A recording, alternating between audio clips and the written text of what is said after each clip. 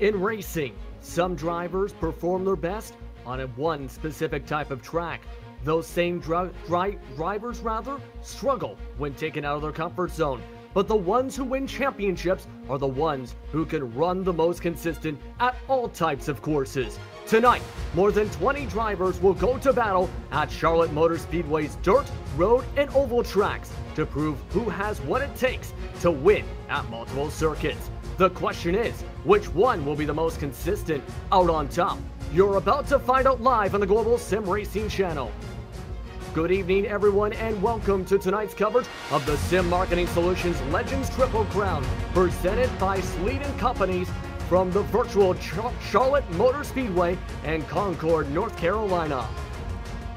I'm Justin Prince. Alongside me in the booth tonight is the legendary Bill Soups On.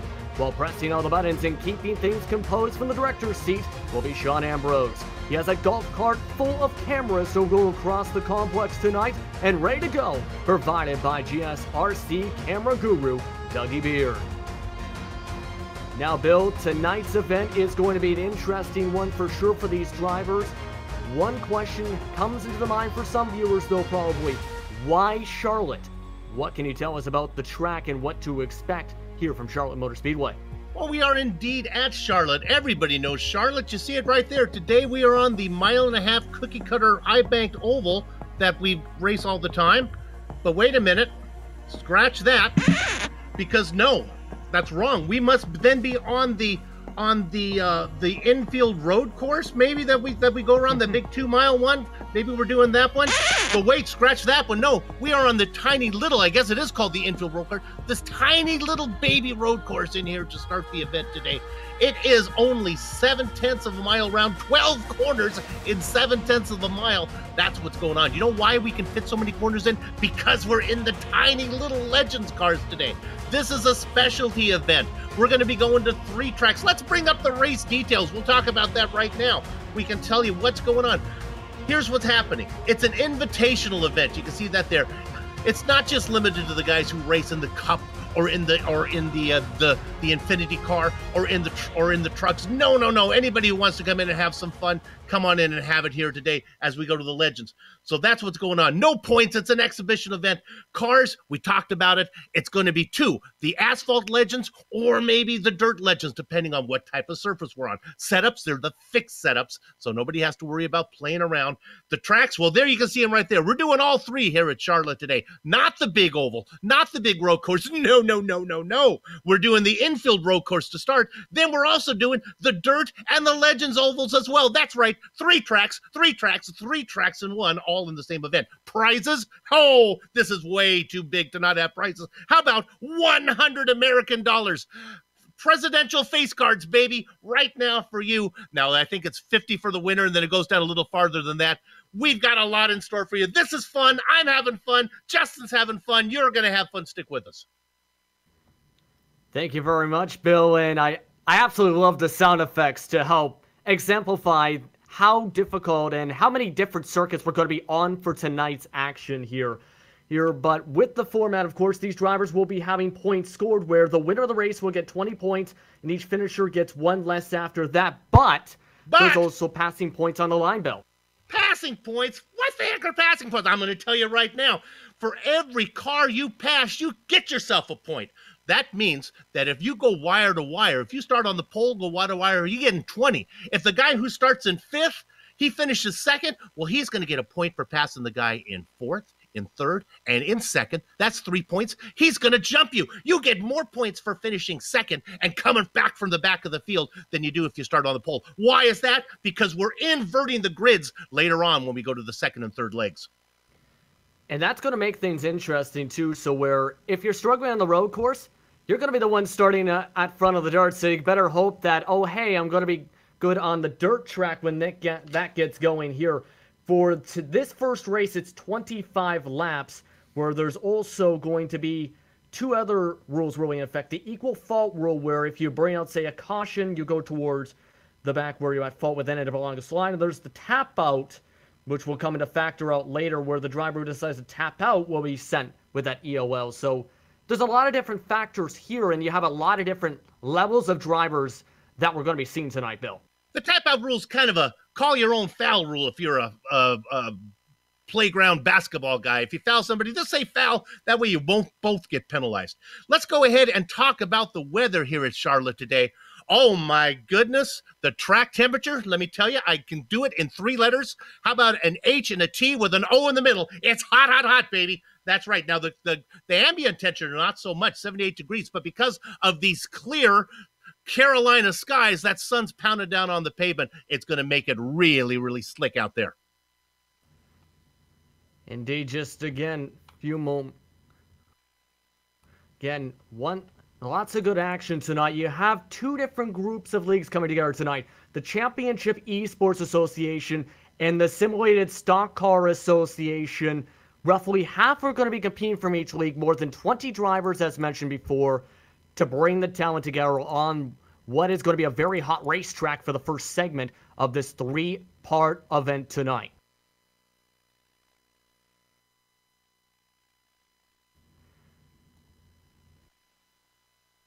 As you can see, qualifying continues on across the action on the racetrack, less than 4 minutes. As you can see, group qualifying. But of course, you mentioned a bit with the passing points, as we talked about a little bit. Some drivers have the option to start at the back for this one race to try and maximize those passing points to where you can get more points than who actually wins the race by the time things finish off for this race. Oh, maybe that may sound like a good idea on paper, but when it comes to actually putting it on the tarmac, I don't know about that. Passing is going to be tough here. This is a tight, little, twisty go-kart type course, but these cars are small. We'll see what's going on this one. If you want to go to pit lane, be careful because it's kind of defined by cinder blocks out there. This is a fun little track we're on today. I've actually raced on this one in an MX-5. That was a lot of fun. You're going to have a good time here as we race on this Infield road course.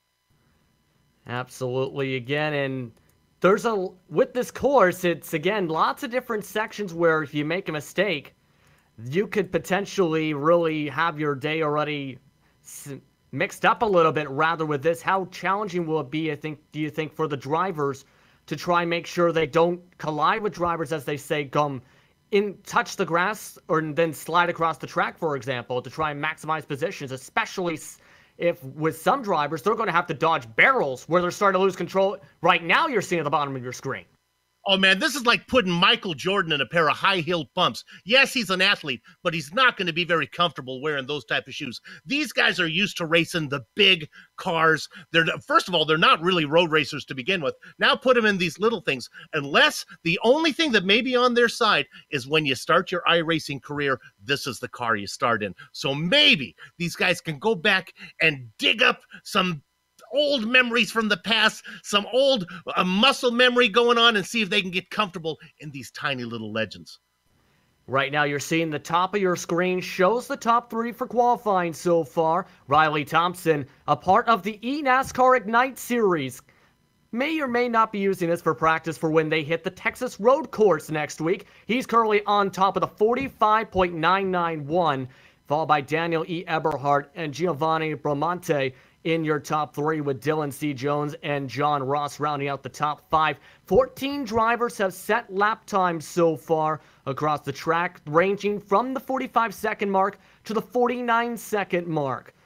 And so far, some of the drivers that look to maybe be utilizing that passing points section, drivers that are familiar to the GSRC network. James Grahula is part of those drivers.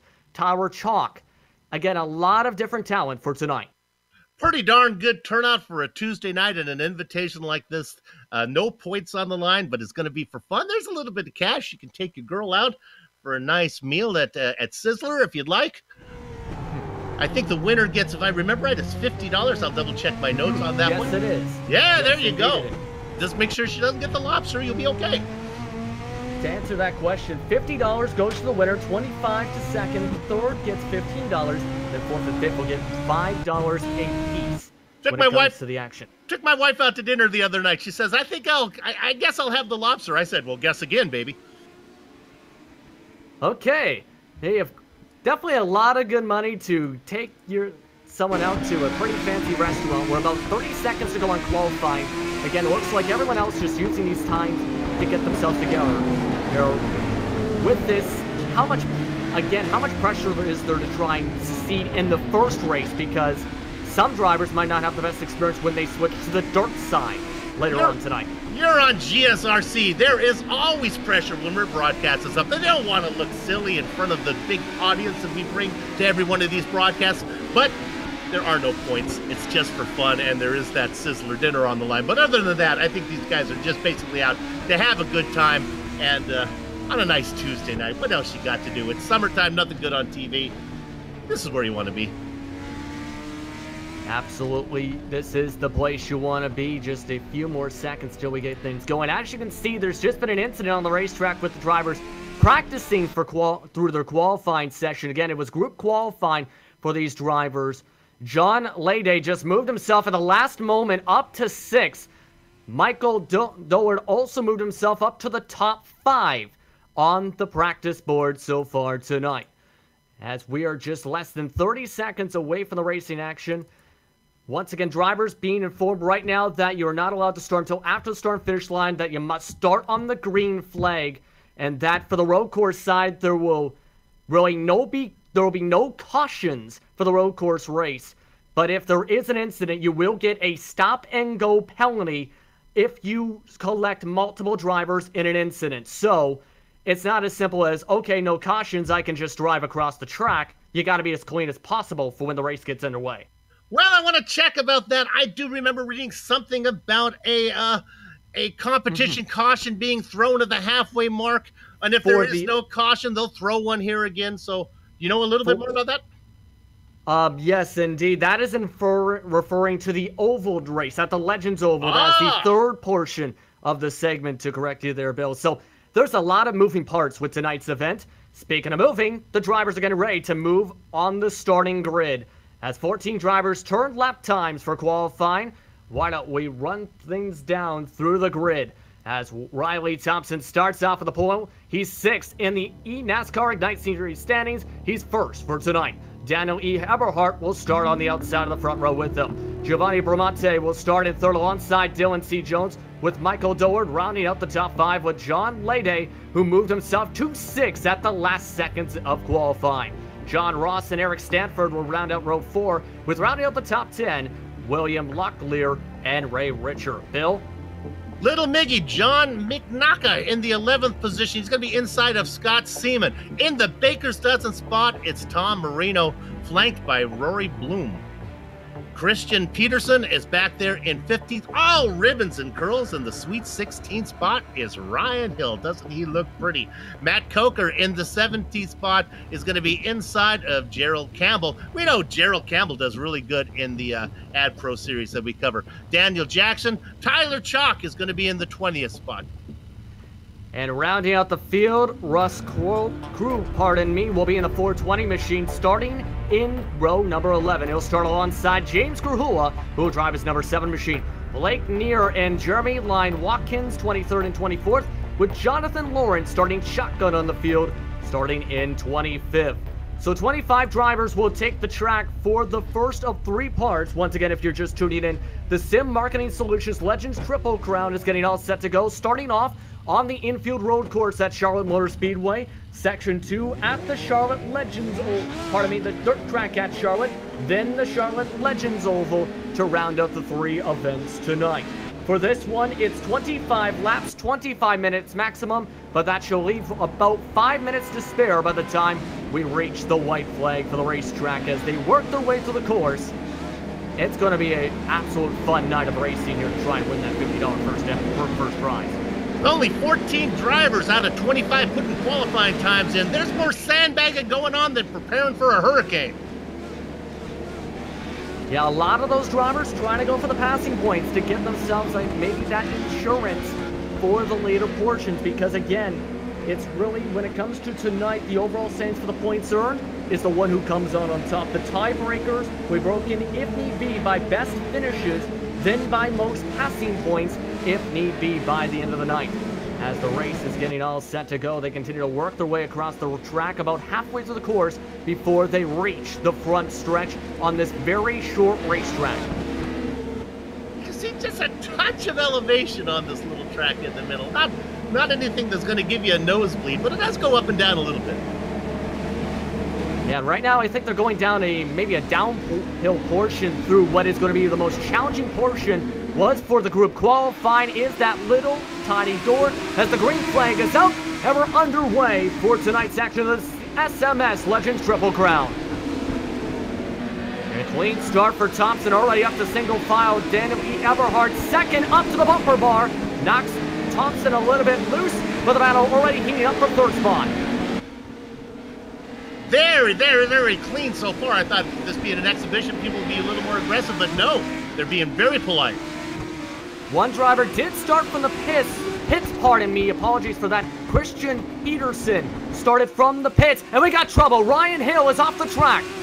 Hill is involved in an incident, was about 15th spot at the start of the race.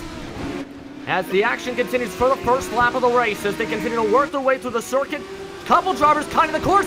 Seaman hits the contact. William Lochner makes contact. As there's a couple cars scattered around the spot on the racetrack. Oh. Lap 1 is complete.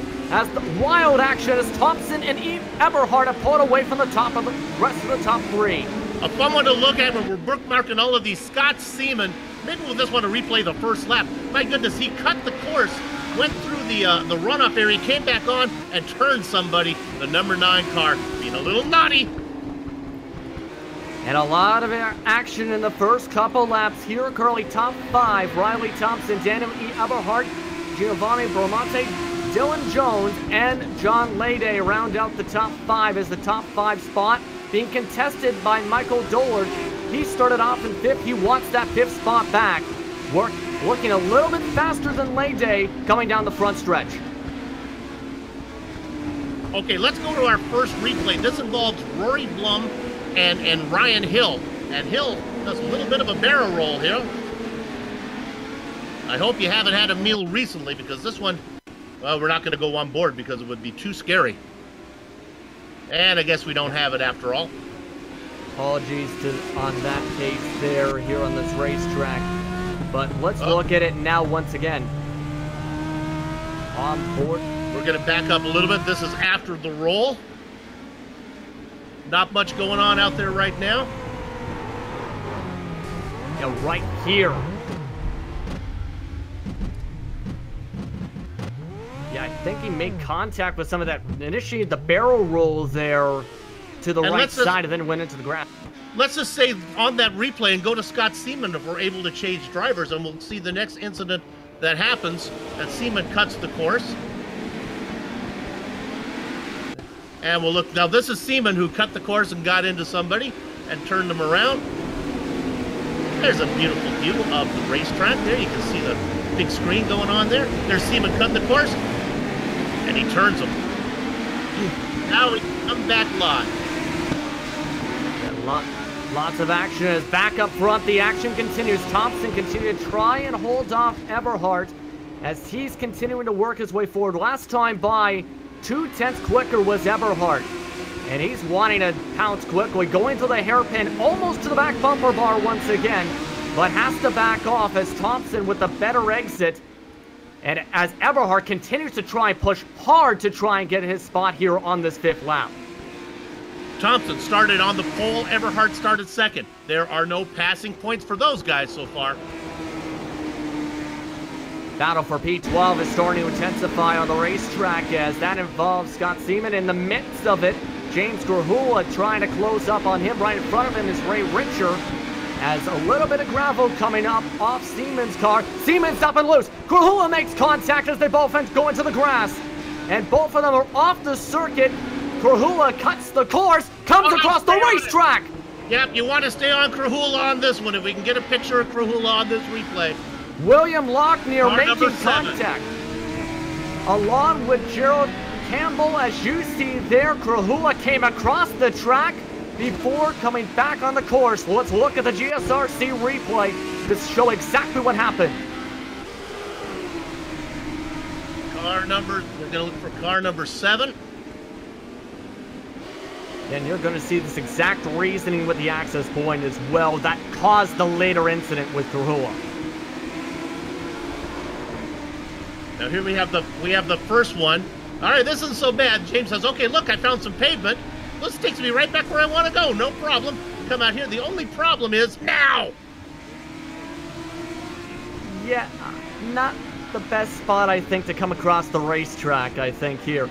As back live, as the lead action continues, Eberhardt continues on the back door of Riley Thompson.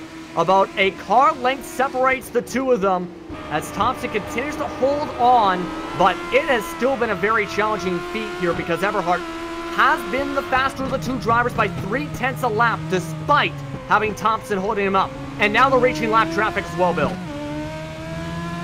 They get around the first car they get around there. That's the yellow car of Rory Blum. He's had an issue today. Thompson doing really well. He's got clear traffic ahead of him. The first guy coming up is going to be Jeremy Line Watkins, racing back in 24th. And Jeremy's going to get out of the way. Plenty of runoff here as it's basically a parking lot. He takes that number 90 out of the way, actually parks it. And that's a little interesting there. They also dodged Blum, who spun just past them as they continue to work the way through. Bravado P6 on back you're looking at now. They're starting to work through said traffic again. Krahula is a part of that traffic along with Blum, really holding up Dillard in 5th. Then you have Ross and Lede who are trying to go for 6 and 7. Lede in 6 at the moment. At the back of that is Matt Coker as well. About a car length separates all of them while trying to dodge through the said traffic. Duller back there, Lindsay. Ross in the number 64 machine, and then the light colored car, I'm going to call it white, of Matt Cocker. They're trying to get back there up out of 8th position. Absolutely. Let's look at what's going on with P11 as well. That's starting to heat up as they continue bumper to bumper. Ray Richer is trying to hold on to the 11th spot with John McNacko losing some time, in fact, on the final corner before the start and finish line along with Eric Stanford. But he's trying to close it up in a hurry, really late breaking into these corners where he has a chance to pass, Bill. You talked about Richard having a great day out there as we continue to look at that, and boy, it's getting tight. But a guy who is getting richer is the guy currently in 8th position. It's Matt Coker. He is up. Let's see, that was, oh my gosh, he started in 17th. He's racing in 5th. That's 12 passing points. You know who else has a lot of points? Daniel Jackson, who's currently scored in the 9th position on the racetrack. Where because of the positions that Jackson has gained, started 19th in 9th, he could potentially earn more points than Riley Thompson, the leader at this point, as you look at the action for 7th, 8th, and 9th. So a lot of different factors again going on the racetrack. Speaking of factors, someone just went off the racetrack, and that is Dillard, who falls 2 spots back after going to the grass. Not only does he fall 2 spots back, I was going to correct myself here. You do not get minus passing points. You do not lose points for getting passed out on the track. Look at the battle right in front of him there as we look at, oh, that's Liddy. Liddy kind of tried to hang on in the number 22 car. He's got Ross behind him. They were near side by side, and Ross is able to get himself the spot for now, but look at the crossover. Lede on the inside of the hairpin, bounces around, tries to use the outside line. Gets checked up, has to cycle back to 7th for the time being. But John Ross goes off and away, and pulls away now to about 2 to 3 car lengths since making the pass. It's a comfortable margin, boy. Up front, the top 3 are racing away from this one. Giovanni Bramante, we haven't talked about him much. He's in 3rd position, car number 81. Right now, he's got Dylan Jones in front of him. Now, this is a battle for position. There's a lap car. No, wait a minute. Eberhard has fallen off the pace. Look at this. Eberhard now in 2nd. Jones and Bramante. I think it's because he's got some damage. In fact, he does to the front end for Eberhardt's number 18 machine. As you can see him just in front of Bramante. He's losing a lot of time. Last time, I had a 42nd second lap time. It was off the back bumper. And the 98 is off the track, and he's spinning and he's looping it around trouble right now. Dylan Jones, go ahead. William Lochner also getting flipped at the same time, right around Eberhard, in fact, on the racetrack. So the number 20 machine flips up and over after contact with Blum, who's had a wild first race. Yeah, Lochner is actually the number 5 car, is the one you may want to look at. The 72 car of Blum also involved in this one. Let's look at the GSRC replay when it comes to this. As go back a couple extra seconds here, you see there Lochner is out the racetrack. You see him upside down a couple seconds before this. You'll see the exact reasoning. Blum has had a rough day, spinning a couple times in that yellow, black, and gray machine, and this time it collects the car for the first time. So we finally get that one out there. All this means Riley Thompson now up in front by about 3 seconds. Yeah, Riley Thompson starting to grow that gap. 46.9 seconds last time. Just 40 seconds, 47 rather flat for Eberhard as you see those times and how he's been working on forward.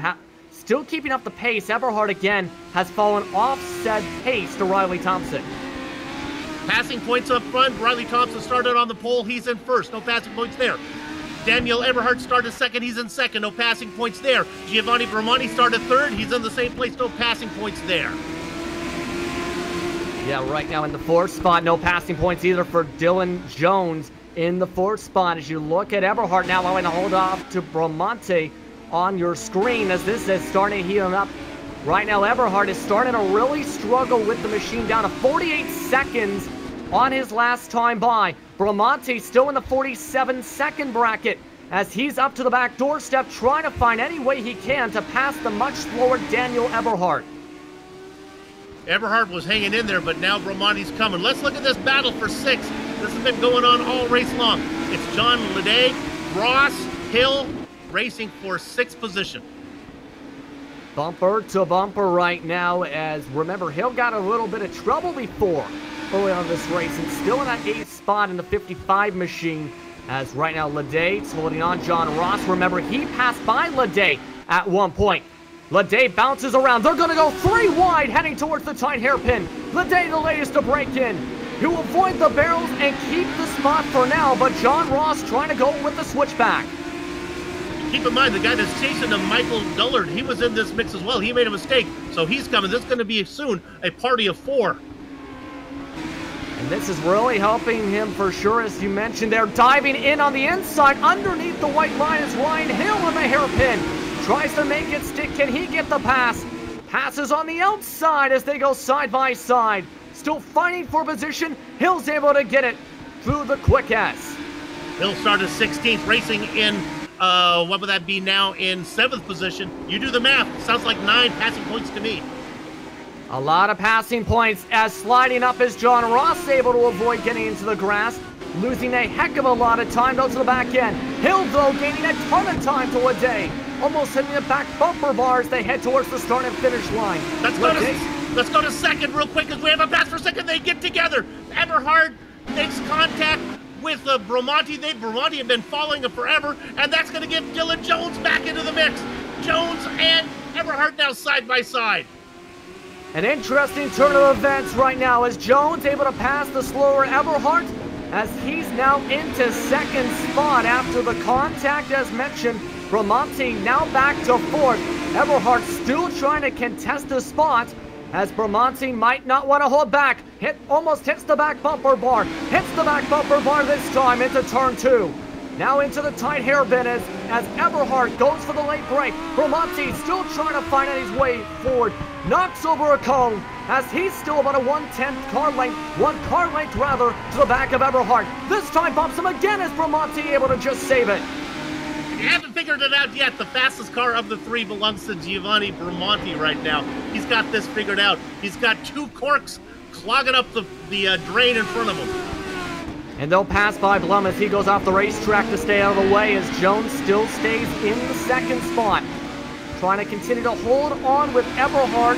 Now catching up to the back of Blum. Bramante will go underneath both of them as he tries to dig himself in back into the tight turn number 2. Hits the back bumper bar again. Avoids the back bumper bar and the hard hairpin. I think Vermonti wants to go here big time, Soup. He's been bumping him a lot of times. Maybe he's just trying to help Eberhard get up to Jones. You think maybe he's just trying to, it's a friendly bump, it's a let go. Is it a let's go bump, or is it a get out of my way bump? I don't know. I think with this policy, I think it's with Martinsville. One bump, it's just this friendly tap. Second bump, okay, you gotta go quicker. Third bump, okay, I want to go right now. And there's been about 2 or 3. As Vermonti bounces around, has to avoid a barrel signing through the middle of the racetrack. As Vermonti loses a ton of time avoiding the barrel, as that can really damage your car. Great job from William Locklear and Rory Blum. It was an obstacle course for them as they worked their way through the chicane with barrels out there. And now they're starting to catch up to Scott Seaman in 17th spot for lap traffic. As P6 is heating up on the racetrack, that battle continues to heat up. Or was that the sign being as Ryan Hill's pulled away now from 7th, 8th? Drop back to 7th is really where the excitement is. That's Leday being chased by Peterson. They just got around John Ross. Ross is really off the pace. Something going on with Ross, because remember, he did have the quicker pace. Now is falling to 48 seconds flat. That's 3/10 slower than the drivers around him. Yeah, he's having trouble making the apexes. He's taking some really interesting racing lines right now. I'm not sure the car's feeling good. This is going to be very interesting. There's a barrel sitting in the middle of the racing line on the exit of the corner right up in front of them. As Hill breaks in early, the barrel rolls off the racetrack. As Hill will stay in 6th, the battle for 7th still with Leday. On the back doorstep is Christian Peterson, who started near the back of the field. In fact, from the pit lane, he ran towards the goal all the way from where he started in 15th to 25th. He's worked his way back to 8th. With these crazy rules, they should have barrel points. Extra points if you hit the barrel. That's what I would do. Maybe half points for the cones as an air cone goes flying into the racing line. As Leday goes loose, Leday almost heads into the grass. They're going to have to go around one of the lap drivers that almost went the grass in Russ Crowe as they continue to keep things heated on up. This again, still battling for the 7th spot as Blum bounces on the bottom side. They'll zoom on by him as they go into the tight little S into the bus stop. Leday holds on for at least one more lap, but Peterson gained a heck of a lot of time there. 4 laps to go. Christian Peterson really putting the pressure on John Leday. Staying with this battle on your screen here with the 7th spot as this continues to heat on up, trying to get any points possible. They knocked over now all the cones in the hairpin as Leday still holds on, still dealing with a very loose car on the back end, it seems, on the exit. Peterson gives him a love tap as he checks back. Oh, we got to go to 2nd position. We'll want to get, because these are the guys we were following. Daniel trouble! And the leader, I think, also involved in trouble. Big time trouble. Dylan Jones collected into an accident with some lap traffic with John McNacka. Let's look at the GSRC replay as this is going to shake things up big time as Jones falls all the way back to 4th because of this. He had to avoid a barrel, then he comes up, and that's Eberhard in 3rd. Jones is the lead car. He makes contact with McNacka, and then that rolls over Eberhard, who takes the car still racing out there. In fact, Eberhard actually doing the barrel roll with 2 laps to go. That car's still in 3rd. They call him Daniel Eberhard. He's pulling an Earnhardt. Just unbelievable. And right now, he's having a hard time even handling the machine as you see the battle heating up for 2nd with 2 laps to go. Eberhard 2 seconds slower, including the barrel roll last time by. And he's still not giving up. He still knows he has a shot to try and hold on to 2nd. Riley Thompson, meanwhile, is pulled away with all of this happening to about a 9-second lead. You see him working the last of traffic. That's just my yawn and Riley Thompson wire to wire. You're only going to get 20 points, baby. And Riley Thompson takes the white flag this time by. 1 more lap to go as they continue to work their way through the SMS Legends Triple Crown first section at the Charlotte Infield Road Course. He's got a lot of space in front for the youngster.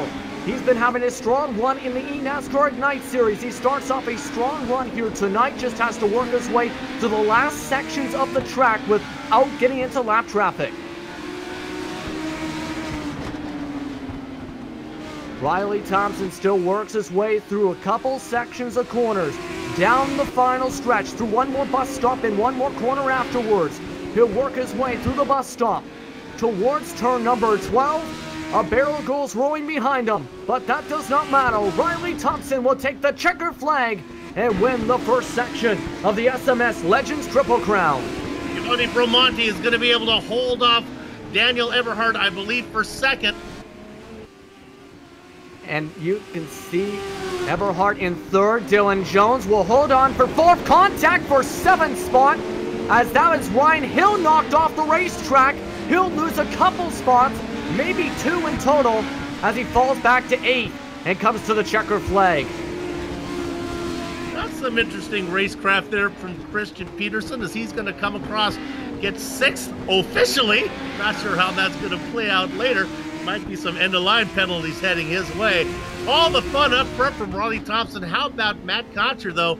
He comes home in 5th position, started in 17th. So what does he get? Like 15 points plus 12, 27? Oh, I think he's in the first.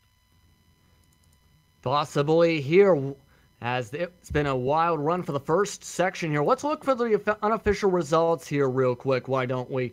For this action here, let's look at your top 10 standings. It's Riley Thompson comes away with the checker flag by a sizable margin, just under 7 seconds in total over Giovanni Bramante, as they had to really deal with a lot for that battle for second, as Daniel E. Eberhardt, he pulls an Earnhardt, flips over, has damage on the front end, still pulls away with a third place finish. Dylan C. Jones is able to recover from that incident with about 4 laps to go to finish fourth. Matt Coker rounds out the top 5 with Christian Peterson, John Leday, Ryan Hill, John Ross, and Michael Dollard rounding out your top 10, Sue. Blake Neer finished near enough to the leader to be the last car on the lead lap. Now we get to the guys who are all 1 lap down. That's Eric Stanford and Gerald Campbell in the Baker's Dozen position. Daniel Jackson, remember, he was having such a great day making up points. Well, he's going to finish in 14th, started in 19th. Tyler Chalk, Scott Seaman goes 14th and 15th and 16th. 17 is Ray Richer. James Krahula picks up 4 spots from 22nd to 18th.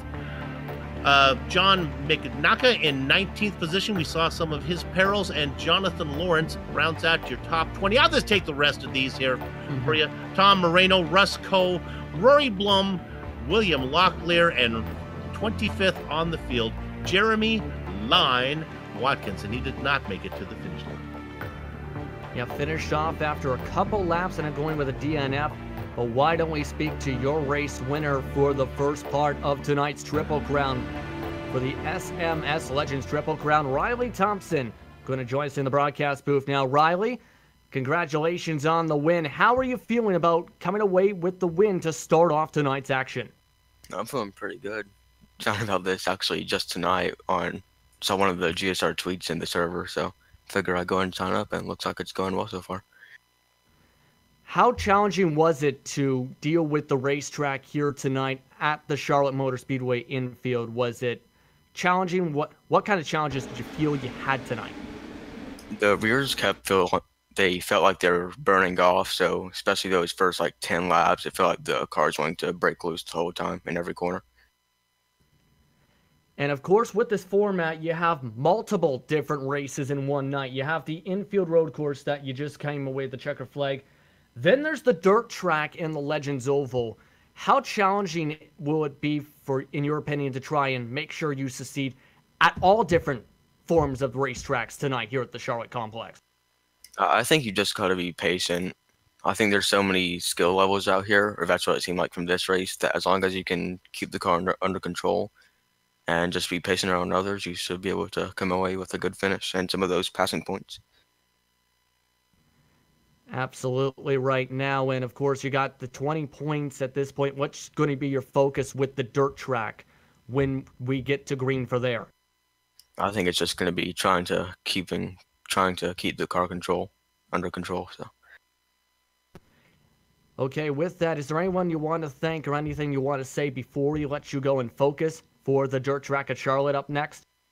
Yeah, everyone behind this, putting this together, it's pretty cool to see this going on with the Legends cars, and everyone watching this, and you guys for broadcasting it. You guys are awesome.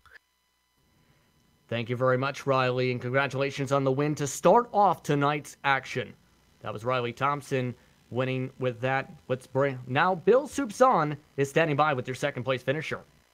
I got Daniel Everhart. We have one leg done, 2 to go. Daniel, can you promise me to roll the car in the next 2 as well and still get a podium finish? That was pretty impressive. I hope not. That was rough. I got caught up in a lot of mess right there going through the barrels through, I guess, a little mini bus stop they got created right there for the Legends road course. Penalties going through that point at about lap 13. That's why I fell off of Riley so much. Kind of felt like I was watching a James Bond movie there where the car in front was putting obstacles for the other car to dodge. Did you have to go around a barrel today that happened to end up in the middle of the road? Go through there, it was like a barrel was missing, and finally I started getting to the point where I could see like where they were cutting it a little bit, and I was cutting it, I guess, a little bit farther than they were, and I was getting caught and they weren't. And that was probably the toughest part of the racetrack for me. Everywhere else I felt like I was faster than Riley, and I felt like I had the car, and felt like it was coming to me the more and more we went on. And then I had a couple of hiccups, and then I had to fall all the way back into the hands of Gio and Dylan, and then I got caught up in Dylan when car, and lap traffic was really hard to maneuver it once I fell back battling for third and second. I'll get you out of here on this one. Did you start your career in this little car?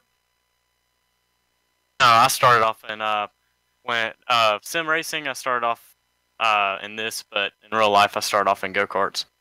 Oh, there you go.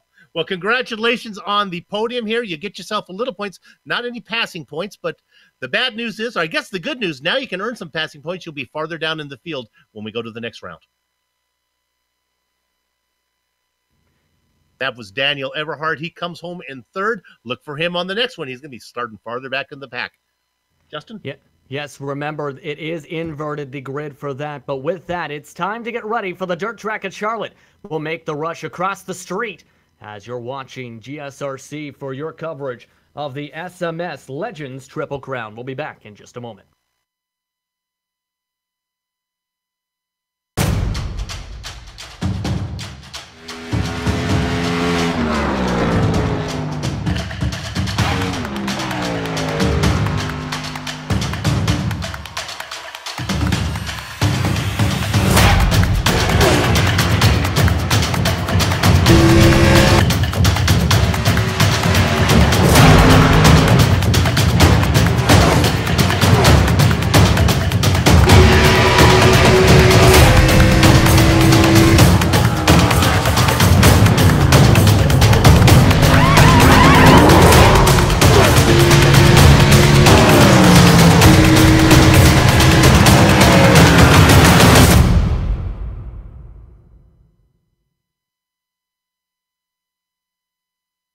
We're sitting here, and right behind you is the iconic 24 car, which everybody knows the history of that car prior to you getting in it, and now you're in it.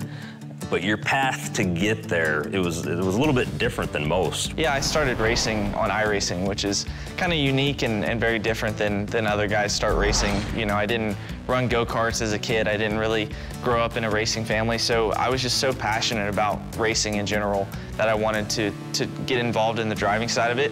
And that came later when I was 14 or 15 years old, but thankfully I had iRacing to use as a platform to get started and hone my skills. William Byron's a great story from our perspective because, I'll be honest, we didn't know anything about him. He was the one that told the story about how he used iRacing at home and was proving to be really good at it, and his dad took notice and said, you know what, why don't we get a Legends car and we'll go try this for real. That bump in turn one, that bump is, I mean, that's right where it is on the racetrack. I mean, most of the track layout stuff's exactly the same, which is really helpful if you're going to the racetrack for the first time. So the simple fact that we're shifting, that's kind of, like I wouldn't have guessed that we would have had to do that when we started this, based on the video games I've played in the past. There's iRacing and there's video games. What's generally the difference between the two? Yeah, so iRacing's more of a simulator. It's not as much of a game, I think. They always say that, you know, guys that race iRacing all the time want to say how it's a simulator, not a game. We are not a video game. You know, Gran Turismo, Forza, you buy one of those games in the store, you take it home and you run it on your console, you're going to play that for 20 or 30 hours. What's really unique about our product is that people spend hundreds of hours on our product because it's not easy. It's really more of a tool. It's kind of like a flight simulator. It's more of something you use to hone your skills at a higher level instead of just going on there and picking up a controller. Oh, you ran me up the track. That was a pretty good race. What was different from the iRacing in terms of when you got loose or when you got tight when you were in the real car? Honestly, in some ways it was easier. And that sounds crazy, but you could feel the car more. That doesn't sound crazy. It makes me kind of curious, though. Yeah, you could feel the car more, and in person I had that extra, or I had extra skills to use or extra senses to kind of use in the car. So my sense of smell you don't have on iRacing, and your sense of, I guess, feel and danger and fear factor is not there. I guess the fact that you think that the real cars are easier than the iRacing, that tells us why you're having the level of success that you are at this point right now. Byron jumps to the lead on the restart. He's so nervous, he knows how close he is to his first win at this moment. Career win number 1 for William Byron comes at Iowa. What a night for William Byron. Towards the end of that season, the announcement's made. You're going to the 24 car. There was a big announcement earlier this week out of Hendrick Motorsports. 19-year-old William Byron will now occupy that car for the 2018 season. There's a lot of pressure that comes with hopping in the 24 car. Driving the Cup car itself is obviously a challenge, but I knew, I just trusted my instinct, kind of trusted what I've done to get to this point. So, the boss didn't really put that much pressure on me. Mr. Hendrick kind of told me to just go out there and make sure I can learn this year. You were running, that was like you ran half second faster than you ever did. Right there. That's your way of saying bless his heart before you say you suck. When you look at iRacing and you look at the impact it had on your career, and yes, you had to go learn the driving aspect of it, but it's what kind of got you started. What role do you think it's going to play in kids coming up through in the future? I think it's huge. I think it's probably the next innovation for racing. Or I think there's going to be more data, more chances to understand what's happening inside the race car. And I think where you see that in F1 is guys, they're taking them off the development teams and putting them right into the real cars just because of the data they see that they're able to produce. So I think you're going to understand who has talent, who doesn't, a lot quicker. And that's going to make for iRacing to be a bigger platform. I'm Dave Kemmer.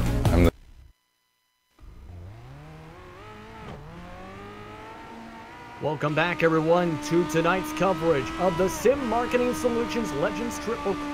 Welcome back, everyone, to tonight's action of the Sim Marketing Solutions Legends Triple Crown, presented by Sletten Companies from the virtual dirt track at Charlotte now in Concord, North Carolina. It's the second leg of tonight's 3-race event here on the Global SimRacing Channel. I'm glad you're able to tune in with us once again for this action here. Justin Prince alongside Bill Soupzon, Sean Ambrose in the director's seats for tonight, Dougie Beard providing the cameras for what has been a magnificent event so far here in Concord. And for those just tuning in, it was a wild road course race to start things off, where field's going to be inverted to the results of that race as well. Points are going to be very interesting because of the passing points, Bill. Absolutely, and maybe I can take a quick look here at the standings so far. I don't have those in front of me, so I'll get back to those in just a minute.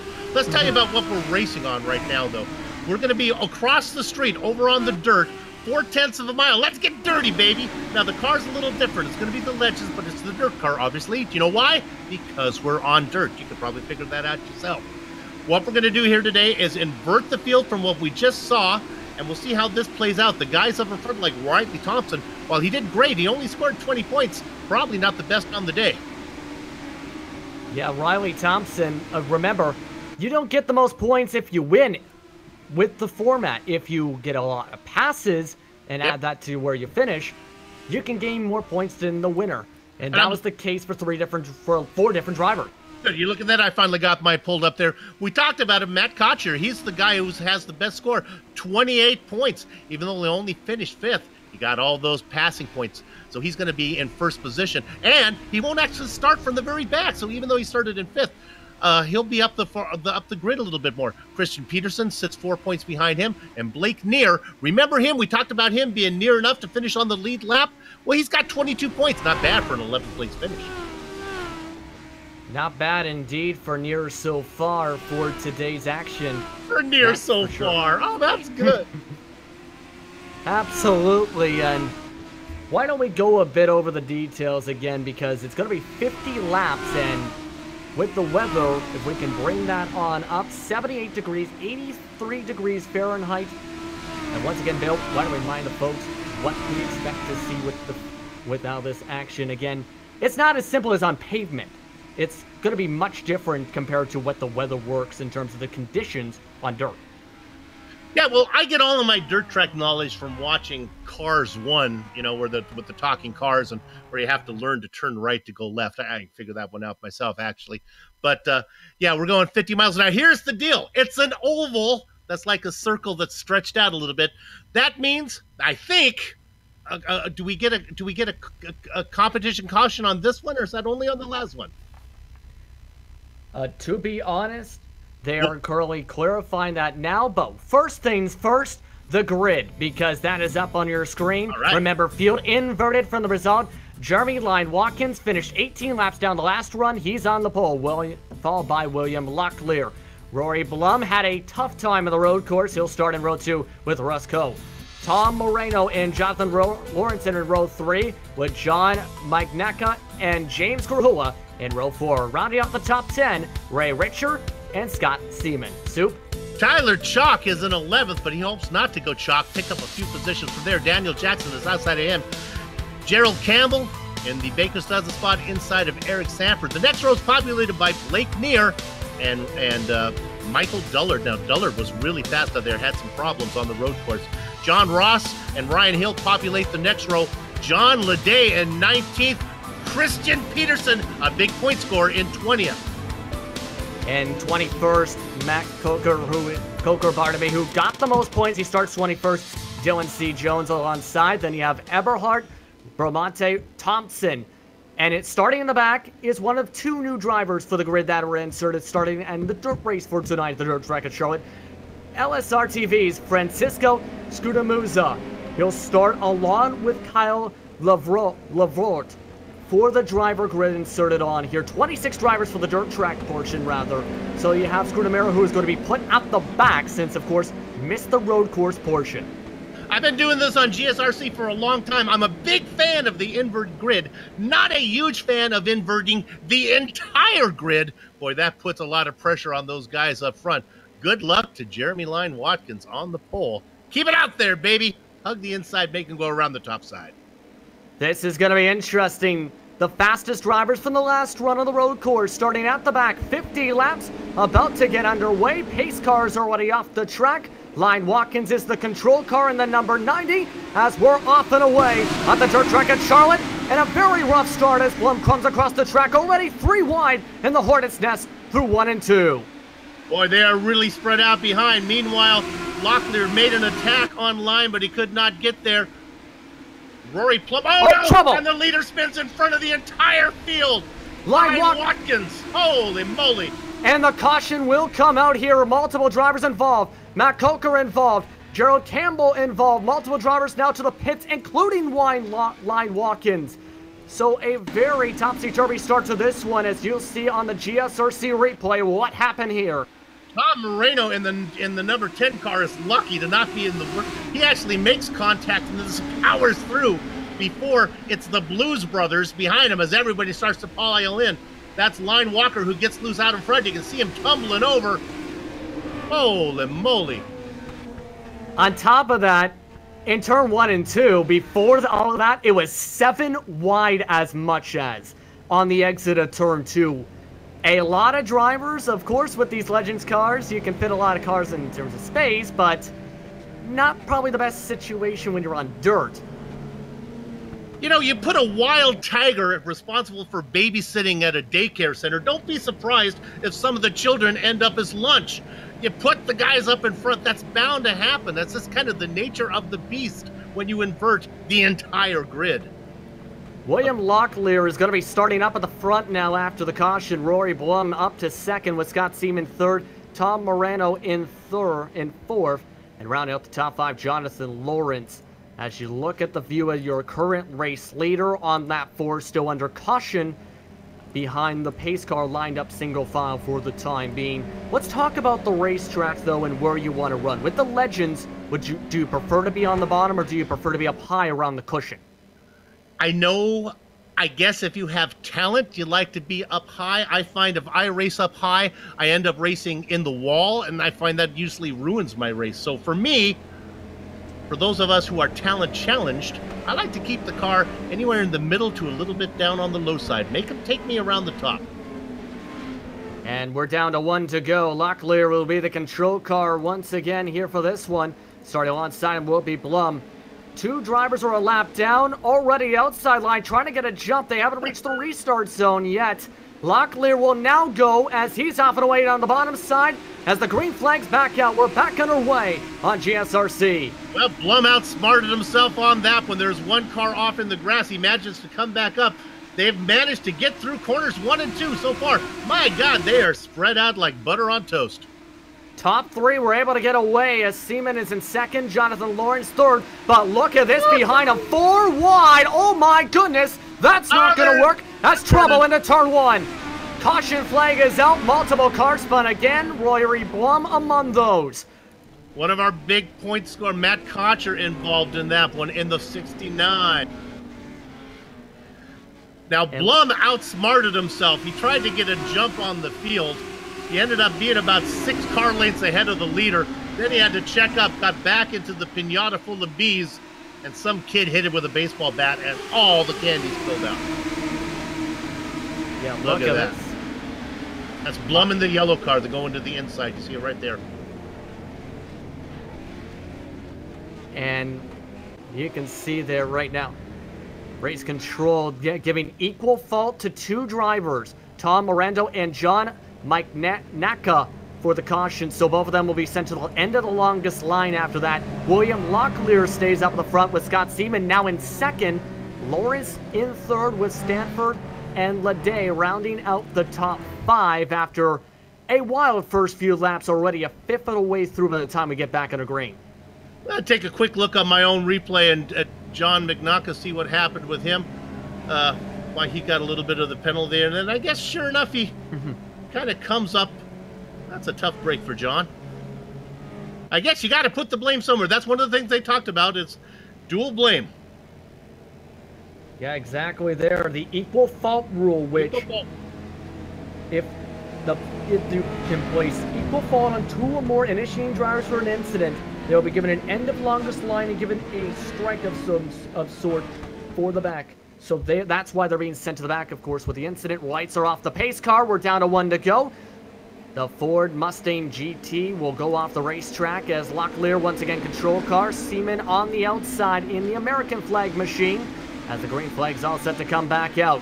They enter the restart zone as Locklear off and away as we're back on our way on GSRC. Keep it out in front, Billy. Keep that low side down there. Keep that number 4 down there. Stay out of trouble. And we're already immediately under caution because there's a wreck at the back of the field. Tyler Chalk involved in this one, destroyed alongside the wall on 1 and 2. And we'll look at what happened here with Tyler Chalk. Again, in the 03 machine was 16th. Yeah, I think as we're looking at Chalk, I think the car just gets loose on him. I don't think he hit anybody to start it. Oh, yes, he did, actually. Yeah, he ran into the back of Giovanni Bramonti, and that turned him around. Giovanni, of course, Bramonti Landscaping, one of the sponsors in our NASCAR series that we have. Perfect time to mention the 2 sponsors providing tonight's action and sponsoring tonight's event, Sim Marketing Solutions. They will help teams, drivers, and leagues create their own brand presence and achieve their goals. The process is time to empower your brand and outfit your business with the marketing tools needed to succeed. Contact them today so you can find out how to support your group and put you on a solid track to success and profit. The other sponsor is Sletten Companies for tonight's action. And since 1928, Sletten Construction has delivered client success by bringing fresh approaches to your client's construction challenges. Sletten Construction has 6 offices across the western United States and is licensed to perform in 16 states. All right, good to know. Yes, if you need a construction company, you have someone to contact as well as a person if you're looking to build your brand. One to go, we're going to single file restarts. They do this in many different forms of dirt racing in terms of the iRacing service. After so many cautions, today it's after caution 3. As we get set to go for the restart on lap 15, Locklear will lead them to the green flag. Scott Seaman will follow them from the middle of the racetrack as we're underway once again for the Legends Triple Crown. That number 4 car of William Locklear must be listening to the broadcast, hugging the inside.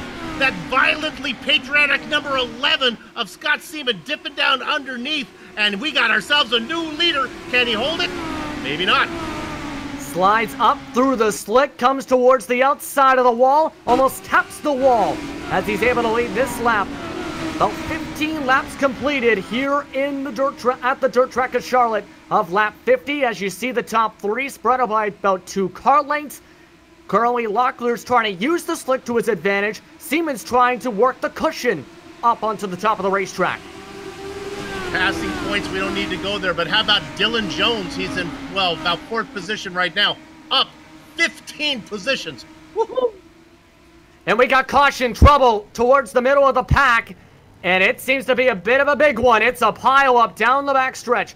Dollard, Lawrence, Jackson involved in this one as we're back under caution again. Yeah. Dollard gets loose and then, oh my, that's commentator's curse, number 98. Dylan Jones finds him after I just said what a great run he's having. Look at the blue car of Dollard. He gets loose. There's Jones in the 98. Ouch. Yeah, and then you have a second and what it looks like start to build up on the high side. As we have a tap out now, just handed out to the number 15 machine for that exact incident on the racetrack. That is Dollard, who has taken the tap out for that incident. Well, that's nice.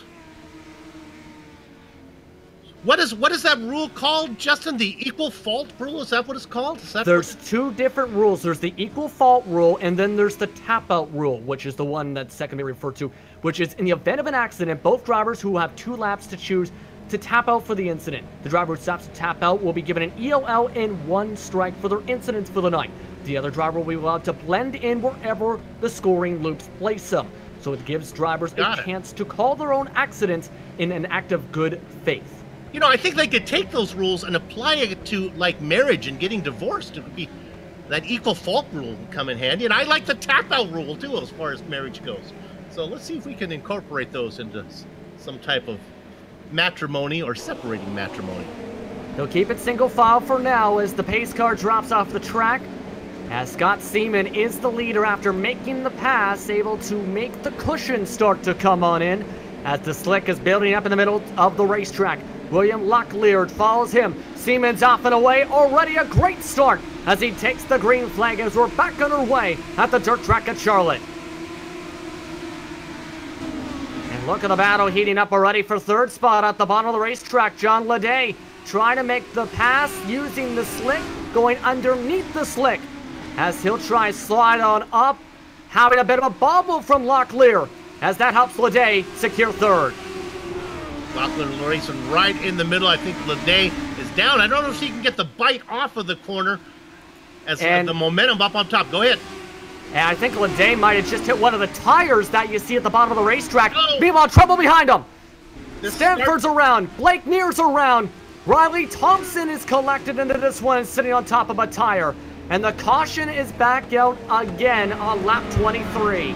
Oh, I'm glad you were talking because I was about to curse Blake Neer again. He was having such a great run. He was in 5th position, and then he got caught up into it. The car in front, Eric Stanford gets loose, and Neer, oh, he had nowhere to go. He was too near to the car. It looks like he cut from the bottom, from the top rather to the bottom and just nowhere to go as he seemed to start maybe losing control. Near bounces into him, falls back a few spots of that. And Giovanni Bromani then piles in, as does the 56 of Riley Thompson. So Bramante and Thompson, some big names. Near did really well. He was up in the points. Remember, sitting third coming into this race. That's all shaken up now. Near and Stanford will be put at the back of the field with end of the longest line penalties, as we'll be restarting just past the halfway point at the dirt track at Charlotte. What do you expect to see now that we've seen a very wild first 25 laps? 24 round. Well, you know, people really need to get their yellow flag spayed and neutered, because cautions breed cautions, and I've never seen this more than right now. Let's see if we can get ourselves a nice little green flag run here. 26 to go. How about we get from here to the end with only one more caution? What do you say, boys? We can do it.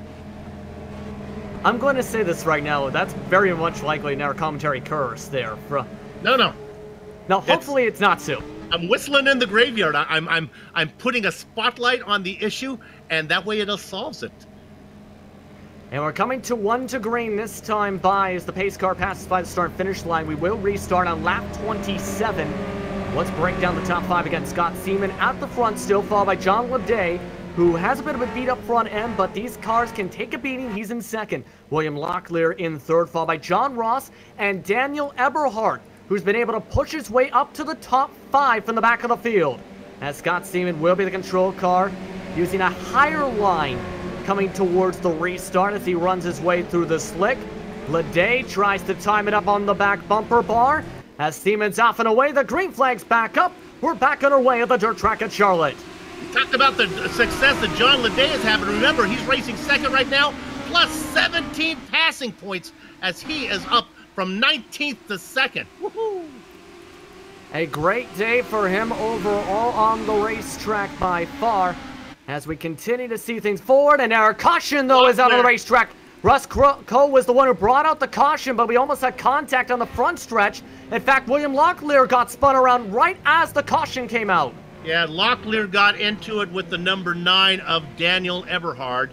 Not sure if that's the one that brought out the caution, but it certainly was caution-worthy. And first things first, you'll see what happened with Locklear as the caution came out. Russ Coe was beginning the end of the longest line because he spun on the back stretch. Boom.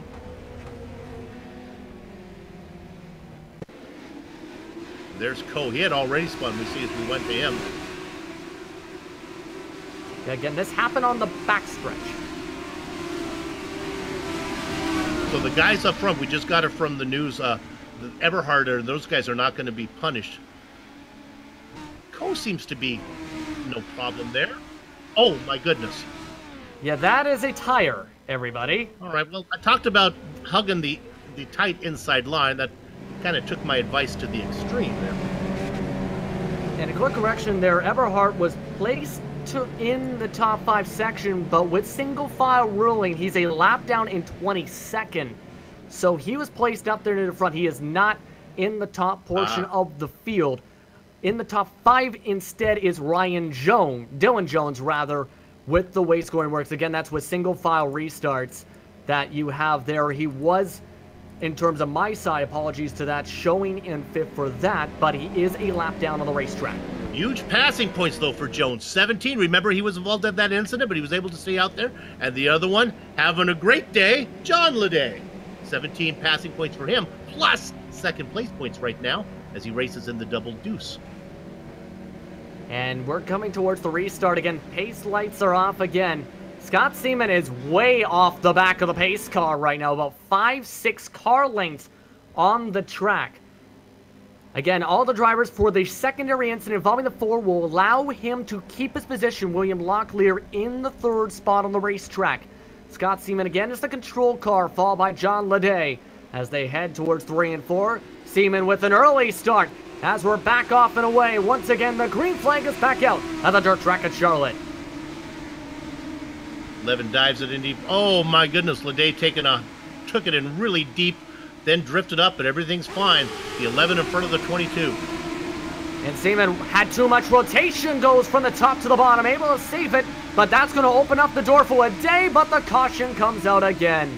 This time it's Blake Neer down the backstretch. Let's look at what happened to Blake Neer. He was scored in 20th spot at about that time of the caution, as you'll see it happen down the backstretch.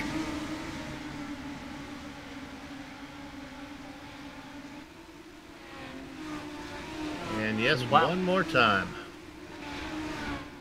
Yeah, looked like he just climbed up the back of Daniel Jackson. These guys are all good race drivers, but if you didn't like my analogy of Michael Jordan in high heel bumps, that's what we're seeing right now. These guys are just not comfortable in this car on dirt. What do you do to try and get yourself comfortable, especially since there is a broken rhythm as Daniel Jackson gets the end of longest line penalty for that caution?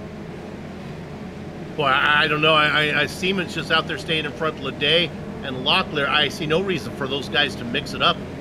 Go ahead and take your points. Even if you put yourself in the mind of John Ledet, there is 1 point for him to make up if he tries to pass Seaman. That's what he'll earn. 1 extra point for that position. But it's a risk versus reward. If he tries to make that pass, he risks losing all of his passing points plus the 19th position that he's in right now.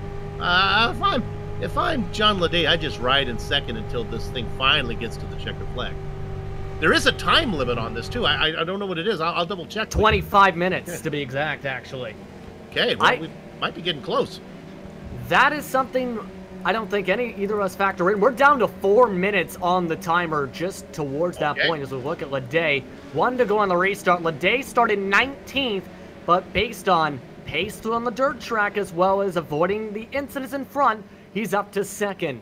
William Locklear still in the top 3. Remember, Daniel Eberhardt, who's behind them, is not 4th on the racetrack. He is in 21st, a lap down. As they come towards the green flag, pace car is off. Seaman waiting for a longer restart as the green flag's up on the stand. We're back up and away at the dirt track at Charlotte.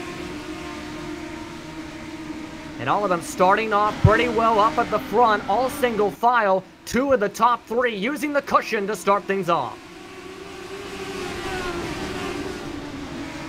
Take a look at what Dylan Jones is doing. Ledet, though, bounces off the wall. Caution comes out. Ledet will keep 2nd, but the caution comes out because James Krahula and Tyler Chalk are both bunched up in turns 3 and 4. And let's look at the GSRC replay as...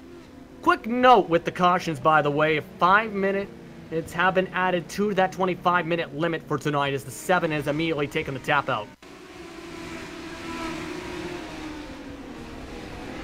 We'll find it right there. Let's jump inside the tiny little cockpit of these legends. You get a better feel of it. Actually scrunch down a little bit, folks. You get a feel what it's like to be in here.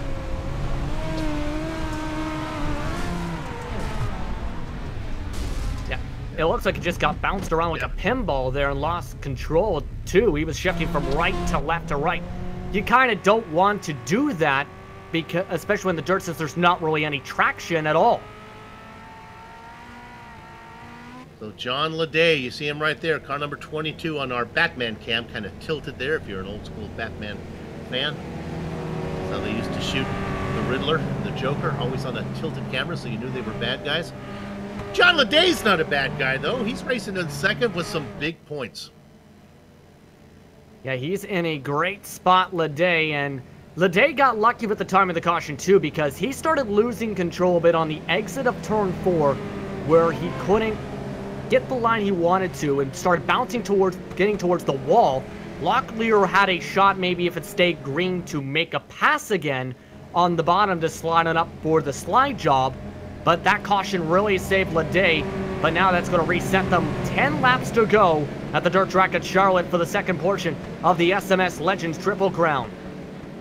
And we might get there with the additional 5 minutes that they put on the time limit. Got a chance, maybe.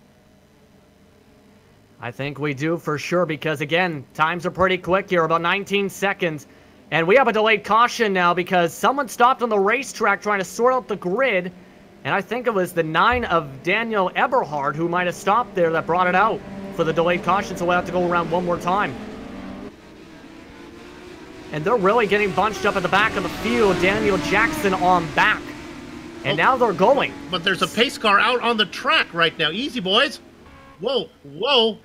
Oh. Whoa. And now they're back to, now the pace car's off. That is confusing there as everyone went, caught back up to the pace car. Now we're going to restart with 8 laps to go. Seaman now goes for the green flag at the flag stand as he'll go to about a 3-car length advantage and ride the cushion into turns 1 and 2. The 22 back in 7th. Locklear gets into the back of Jones. They almost get together 3 wide. The 69, Matt Concher, takes advantage of all of them. Moves up into 3rd. And we got another caution, and it is Eberhard this time who brings it out in turns 1 and 2. Too much rotation. Oh. And he ends up sliding sideways and stopping on the racetrack that brings it out. And then stay on it for good measure. I think Eric Stanford just wanted to oh my goodness, his frustration here on this one. We'll stay on Eberhard there for a minute, and you can. This one's. Yeah, this is right after the caution here at this point of the replay, I believe. And then Stanford flips over on his own after the caution. Yeah, that's after he already ran into Eberhard. Well, 6 to go. And now we're going to be double file now, and this is approaching the point of no return here for this. So if something happens from here on out, I think Scott Seaman has the best shot to come away with the checkered flag with this, and John Leday might get a big point haul with the passing points here. Yeah, again, John, I love you. I like your enthusiasm, but let's take our 2nd place and our passing points to the bank. What do you say? We'll see if they decide to go to a bank deposit here the day after Labor Day, as we're 1 to go in the restart. Once again, Scott Seaman at the front with John Leday. In row 2, it is Matt Coker, who is now up to 3rd with William Locklear in the number 4, MP number 4. Dylan Jones holds on to the top 5. As the pace car is off the track once again, the red clay hopes to stabilize these drivers. They try and get the best run possible. We'll restart with 4 laps to go at the dirt track at Charlotte for the 2nd leg of the SNS Legends Triple Crown. The green flag's up. We're back on our way at the dirt track at Charlotte. There you have it, Scott Seaman. Yankee Doodle went to town riding on car number 11. He's got that Stars and Stripes machine out in front. Look at those trouble! Back of the field! Back of the field! Blake Neer spun around. Car spinning around the middle of the racetrack. That's going to bring out the caution. And Daniel Jackson hit hard. And while that's going on, during the yellow, our leader gets turned. Right as the caution, I think, came out there. You see on your screen, Leday involved in that one. So 2 different incidents at about the same time here. Let's look at the GSRC replay. This is the secondary one. Yeah, that's our leaders. That's Leday getting together with Seaman. Now this is after the yellow. This is the yellow. I'm telling you, the yellow is out right now. And they get together, and then they collect more. You gotta wonder if they were having so much momentum that even if they did notice the caution, they couldn't really check up, really. Ryan Hill involved? No, I wasn't placing blame on it for sure, but Ryan Hill involved in that one? Yeah, there's going to be no green light checkered, of course, here. We're going to finish under yellow. No green light checkered. Matt Coker will get lucky here and come away with the checkered flag here. With John Leday still finishing off 2nd, Ryan Hill will come away 3rd. 2 to go, goes to 1 to go as the white flag is now out at the dirt track at Charlotte. So they have 1 more set of corners to go around behind the pace car. John Leday was involved in that one. Ryan Hill also was involved in that one, but he keeps the car out there. How about William Locklear, our pole sitter? Nice job. Hung on there in the number 4 car to get that same position in 4th. Woo! These Legends Ford 1934 coupes can take a beating, and we've seen a lot of them taking beatings. Do you see there how many positions Matt Coker was able to gain on the track He'll take the checker flag and come away with a victory in the second leg of the Sim Marketing Solutions Legends Triple Crown presented by Sletten Companies. Just an absolutely wild one, Bill, here. Just no words to describe this action. Well, we got all the laps in. Shall we run down the finishing order here? Why don't we, in fact, here as Matt Coker will just go for burnouts, knock over all of the cones on the pit exit. Here's your unofficial race results for section number 2 of tonight's schedule. Matt Coker comes away with the checkered flag under yellow with John Leday surviving, gaining spots from 19th to 2nd. Ryan Hill rounds out the top 3 with William Locklear surviving to finish 4th. Ray Richer gains a couple spots rather to finish 5th. John Ross, Gerald Campbell, Giovanni Bramante, Roy Blum, and Jonathan Lawrence round out the top 10 soup. I know we're in America and we don't talk much about podiums here. We talk about top 5s, but let's talk about the podiums real quick. Matt Coker, 21st, 19th for Leday, and Ryan Hill from 18th. That's where they went to finish 1st, 2nd, and 3rd. My God, what a lot of pickups for them. Let's go to 11th position. Riley Thompson, Tyler Chalk, Blake Neer, Dylan Jones, Tom Moreno, Scott Seaman back there in 16th, 17th with Daniel Jackson, Francisco Scaramuza in the 18th position, John Mikanaka in 19th, and at 20th, it's Daniel Eberhard, not having the same success that he had last time. James Grahula finishes 3 laps down along with Jeremy Lyne-Watkins. Remember, Lyne-Watkins was the pole sitter for the Dirt Track at Charlotte event for the second portion of tonight. Russ Coe finished 7 laps down. Eric Stanford, after flipping upside down, 11 laps down, with Michael Dillard and Christian Peterson rounding out the top 26 for tonight. The race results are official. The top 3 will stand the way it will, with Coker, Leday, and Hill for tonight's action. And what was a wild stretch here. Why don't... Justin... Let's bring in Leday to start off our interviews. Coming away second as Leday joins us here in the GSRC broadcast booth. John, how are you feeling after that wild race? I'd feel better if I got to battle for P1. That'd have been cool. Because I really thought I could win this race. I've done a lot of practice on dirt, and especially at Dirt Track at Charlotte. And it would have been mighty wonderful to be racing the 11 for the lead instead of us getting together there and stuff unfolding. Absolutely. And talk about some of the difficulties with the race tonight, because you started 19th with the field invert. You were able to avoid some of the incidents as well as race your way up to second. How difficult was it to try and have proper race management while also staying safe? Well, I felt that having a lot of practice here, that if I could get down to the grass pretty much and kind of just bleed away at being able to just kind of huck it in there and really let the car slow down in the center and then really drive it off hard, that I could get some good traction and get ahead the field. And that's what we first did in the beginning of the race. And then we had that big wreck. And then after that, just, getting to the bottom and making the passes. And that's what got us in second. Absolutely. And talk about some of the challenges with the event, because of course you have the road course race that was before this, then you have the dirt track, now you're going to the Legends Oval to finish off the night. How difficult is it to try and make sure you're able to hit the marks you need to on all of the tracks while keeping the same consistency to get the most points possible? Definitely feel that for me, the last race, the Legends Oval is going to be the hardest. Very, very small. All these cars are going to be bunched together. It's going to be I would say, an absolute nightmare and a ticking time bomb from the drop of the green flag on the first lap. Finishing second here with this invert. I hope I come out with the engine still running and hopefully up front enough that I can take home some money tonight.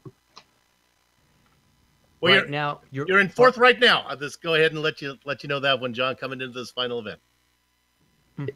It feels pretty good right now, but we can royally screw that up in this next race. So I'd like to be in the money.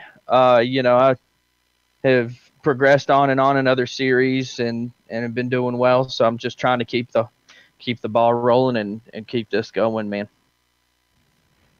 Bill taking that last question asked right out of my mouth directly. Sorry, man. But with that, is there anyone you want to thank before we let you focus for the final leg to try and get yourself to the top of the point standings? I'd just like to thank my teammates and all my sponsors. I didn't have enough time to make any paints, but normally Protect Custom Gear LLC is the team, is the people that make this happen for me, along with Team Vincier, 6-Man Racing, Global Com, I Analyze, Austin Designs Paints. Like I said, sorry I'm not running any of this tonight. It's just kind of, I wouldn't say last minute, but painter wasn't available. So, we took what we took, and, we got some cars with different paint schemes than normal. But thanks, everybody. Thank you very much. John Leday finishing off second at the dirt track at Charlotte. Quick, slight correction with the standings there. Those are currently pending, unofficial at the time being, as the rest of the points get settled on down. Now, Bill Soupzon is standing by with our third place finisher, Ryan Hill. Soup? Justin, since I stole your thunder with John Leday, I'll let you break the good news here to Ryan Hill in a minute. I think you know what I'm talking about. Ryan, congratulations. 4th place in this one. Let me ask you this. Do you have much dirt experience? I'm sorry, can you repeat that? You cut out on my end a little bit. Okay. Ryan, have you raced much on dirt before? Yeah, you still cut out, but, I guess that's on my... Oops, we're losing. We my lost end, but, there you go. Keep going. You did, yeah, it's probably on my end, so... I think it was definitely an interesting race. Yeah. So, it's a connection issue, so... That's right. Well, stick around because we're gonna let Justin try to get this news to you, though. See if you can do. Go ahead, Justin. Right now, this is still to be completely updated here. Things are still cycling around. Leday, in fact, was just pushed up to the 2nd spot currently as they continue to cycle things on forward. Right now, the way it's positioned, you're currently setting yourself up for what could be up in the top 5. How are you feeling about having a shot to come away with the $50 first place prize tonight with the way you've been running tonight? I'm hoping we can go for it, I really and truly do think we can go for it. And how are you hoping to go for it, of course, because one race you almost did a flip to start things off tonight on the road course. To this race, almost did a bit of a flip yourself after getting to an incident, still come away 3rd. How are you staying focused with everything that's going on around you tonight with the action?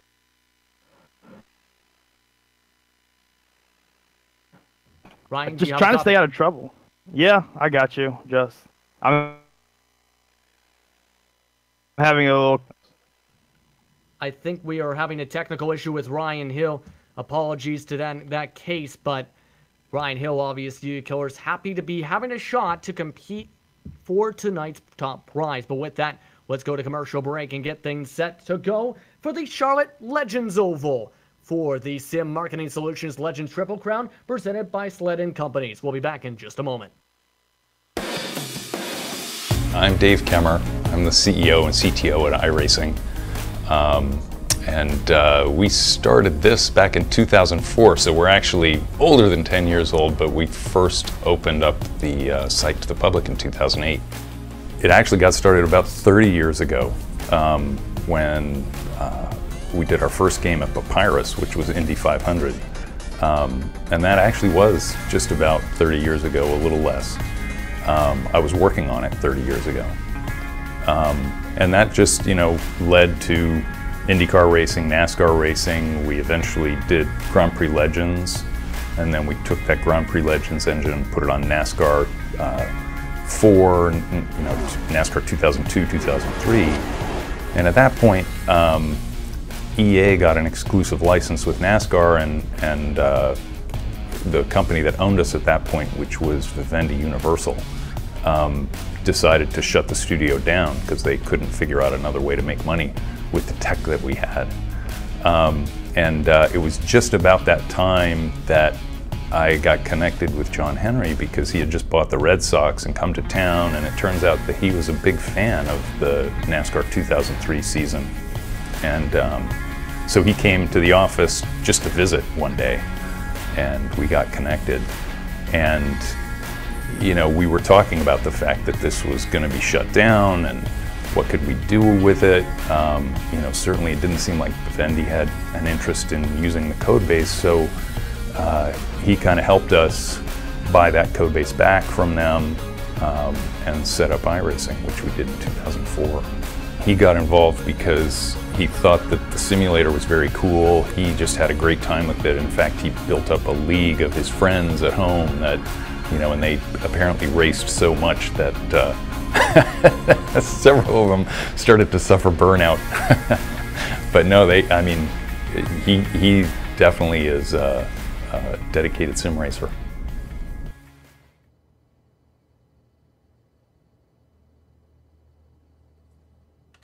He's typing! He's typing! He's got it! He's got it! It's a new line of code!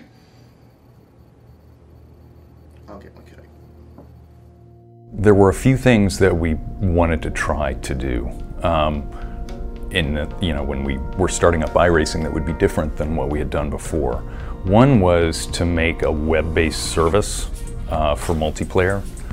It just seemed like a natural way to be able to market and reach people directly, rather than through a store or selling a box. John was very interested in building a sport, you know, something that actually where there were rules and you know, a sanctioning organization, where it would really feel like what you're doing in the sim was meaningful. You know, we kind of wanted to start from scratch. I mean, using the technology that we had from Grand Prix Legends, but we started just pulling pieces of that and we built the code base up essentially from the ground up. I think John put it as it's sort of like in the old days of Papyrus, we were selling bats and balls and gloves, and you know, he said, hey, let's create the playground and the ball field and, you know, make the umps and turn this into something. And, you know, it's interesting because, you know, really when we started in 2008, we didn't have very much content, but it was exciting right off the bat for that very reason, that we had these rules. People could understand, hey, this is what's at stake. And at this point, 10 years in, I feel like we've really succeeded on that front. I think we've executed on that vision just as well as I could have possibly hoped we would. I've been surprised by how much progress we've made with the simulation. It blows me away when I see it. It's just like, wow, this looks really good. There's so many pieces in there and they all work. It's just really awesome. It's way beyond what we had 10 years ago.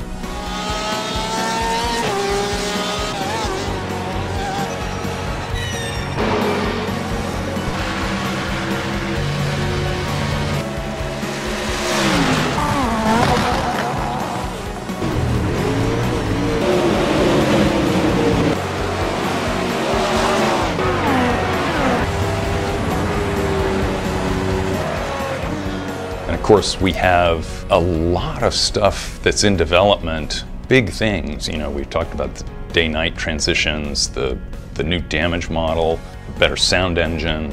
There's just a lot going on and these are bigger projects which take a while to do, but when people see them and see the results, I think they'll really be pleased with it.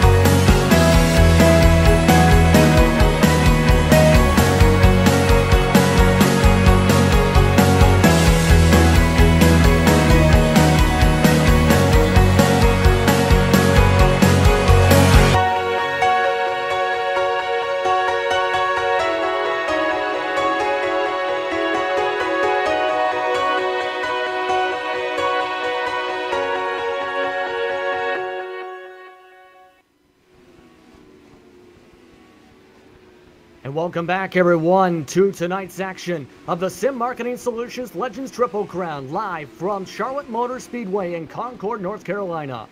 The action continues on tonight as we're at the final leg of tonight's action.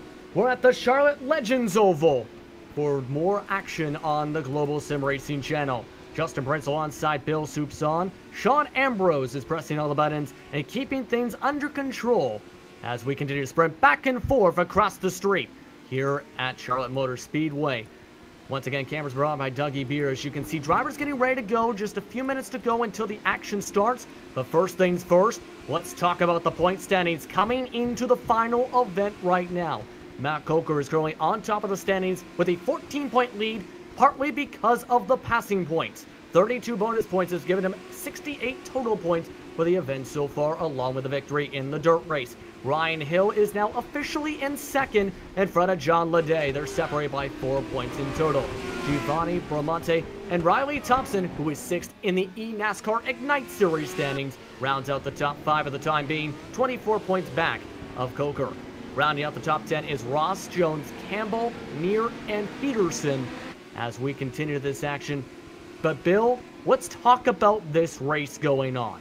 We have what is going to be a wild one again because we're at the Legends Oval, very tight racetrack, known for its close quarters racing soup. Remember when you were in high school sitting up there in the bleachers with your girlfriend Peggy Sue? She's in her poodle sweater and her saddle shoes, and you're looking down at the field and they got that track that goes around the football field? That was a quarter mile around. That's what these guys are racing on today. Basically, they can put these cars right on your high school football field and run this racetrack. A quarter mile around, a little wider, and it is paved. I expect these guys to be a little more familiar with what's going on. I don't think we're going to see the yellow fest that we just saw on the dirt track. These guys are going to feel a lot more comfortable here. We're going 70 laps, and we have ourselves a time limit of like 40 minutes. I don't think that's going to come into play. This is going to be a good one, and the championship is going to be at stake. Quick correction on what you just said. There are 75 total laps on the track at this quarter-mile circuit. As we continue to look things up, let's look at the weather conditions right now. Of course, shifting from day on the road course to night. We're at 78 degrees for the track, for the air temp, 80 degrees for the track temp. That is a constant weather condition as well. Barely any wind to come into play for this event as well. Hitting about 55% in total. But again, the pressure is on. You have the inverted field once again, and the pressure's on to try and win the $50 first place prize tonight. You're looking at that track temperature of 80 and the ambient temperature of 78. You don't realize that moonlight actually has a little bit of heat. That moonlight pounding down on the track accounts for that 2 degrees difference between the ambient temperature and the track temperature. Yes, indeed. How about that prize money? And these guys can start to taste it. You know, I thought it was interesting when we were hearing that interview from Leday. I have been preaching the whole time, take it easy, get the points, take it easy. Oh, no, no, no. You hear Leday saying he wants to win. Yeah, those points be darned. He wants to get first in the checker flag. A racer is always a racer. Exactly, and one of the main quotes, really, I was reading up on to try and do some research to try and prepare for the intro for tonight, really mentioned the people who win the race, you remember them. The only person you remember finishing second is the guy who finished in second in the race. But we're just a few moments to go into the green, Bill. Buzz Aldrin probably has a different opinion about that one, but yeah, I can see your point. Absolutely right now as the action continues for the practice sessions to prepare for tonight's action. Again, 75 total laps. How do you feel guys like, say, Thompson, who just set the fastest lap in the warm-up? How can he try and work himself to get himself back in the conversation, to get himself towards the front when we get underway? Yeah, I don't know. See, this is interesting. I guess now starting, you got 75 laps to do it. I kind of want to start at the back now. If I'm a guy with talent, I need those passing points. Don't put me up front. So if I have the option, I'd be surprised. Maybe they can all start from pit lane. I want the passing points. I don't think people can do that. Again, that was an option, possible option for starting with no qualifying time for the road course. But now all the marbles are in. Let's look at the starting grid. Real quickly, a small circuit, just a quarter mile, so let's look at it quickly. Christian Peterson will start on the front row after the invert, followed by Michael Dollard on the outside. Eric Stanford will try and recover from flipping, along with Russ Coe, with Jeremy Lyon Watkins and Daniel Eberhardt rounding out the top 6.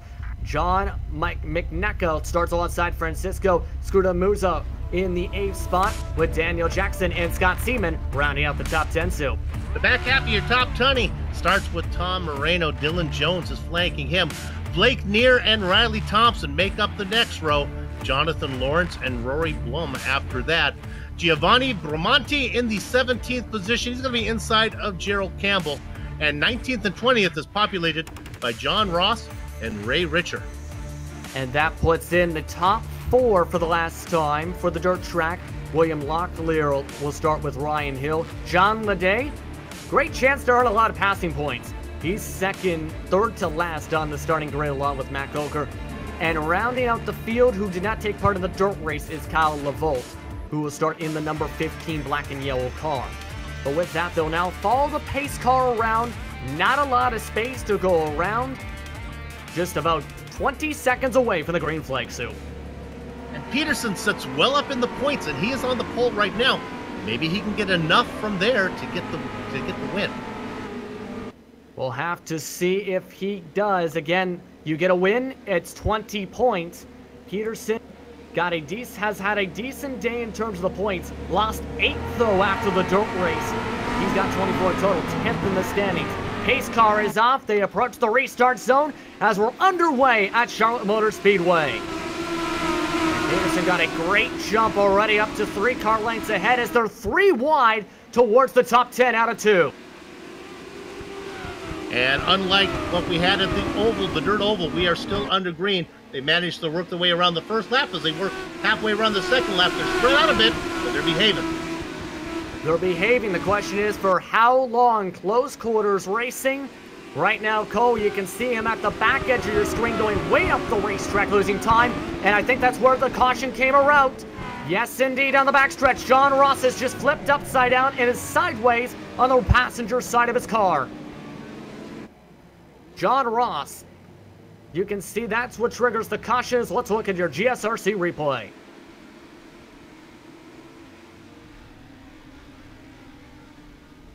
We'll jump back a little bit farther. Yeah, that was interesting there because it looked like he flipped on his own at first. Yes, indeed.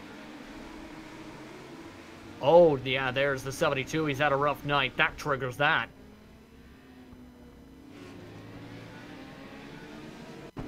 Let's go on board with Blum to see what happened with Blum as he loses control, clips the 64, and that brings out your caution. And let's go back live onto the racetrack as they continue to follow the pace car and cycle things around. They're going to have double file restarts once again, of course, which is typical with the oval side, as we are on lap 5 of 75. When it comes to passing, Bill, of course, these drivers are going to be hugging the bottom a lot of times. What do you do as a driver if you want to move up the grid? Try and position yourself forward and get the passing points you need. Well, you can try to get a good bite out of the corner, and if you can't do that, then you can try around the top side. And if that fails, then there's always the third option, is to encourage the car in front of you to take a higher line, and you can do that with a gentle tap to the rear if you do it politely. Question is, it's pretty difficult, though, to make sure you get it politely, Sue. I've read Ann Landers, and you can actually do it. She approves of it if you do it with the proper etiquette. So that's what you got to do. Right now, Christian Peterson, hoping that doesn't happen to him as he's out there in front in that 71. Right now, not a lot of green flag runs. The most positions gained appears to be Ryan Hill, who's moved him from 22nd to 18th as they follow the pace car.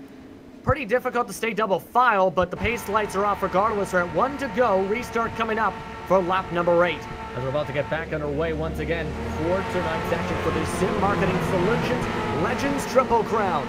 Peterson is the control car. In the restart zone they go, and back underway we go. As Peterson off to a great start, Sanford will fall back to third as he's forced on the high side. Well, Eric got up on top. Look, in trouble. Turn 2. Oh, Trouble. my. McNacka is involved. Scott Seaman is involved. One car's in the middle of the infield. As the caution has come out, Dylan Jones getting the worst of that one and losing the most spots, going from the top 10 to second to last on the track. Yeah. Replay coming up, presented by the Global SimRacing Channel. Once again, let's wonder what happened with Jones. So, well, he was clear of it, and then the number 3 got down into him. That number 3 was John McNacka. Boy, Dylan had him beat, and McNacka got turned around and caught him, and Jones goes off into the Carolina Alfalfa. Yeah, for those that do not know, this is, of course, this small little Legends Oval takes place in the center, basically, down the front stretch of the quad oval, really, of the Charlotte Motor Speedway. And it's used in real life by the Legends cars as well. The tap out given to the has been taken by the number 3 in McNacka, so he'll go to the back of the longest line as they still fall up.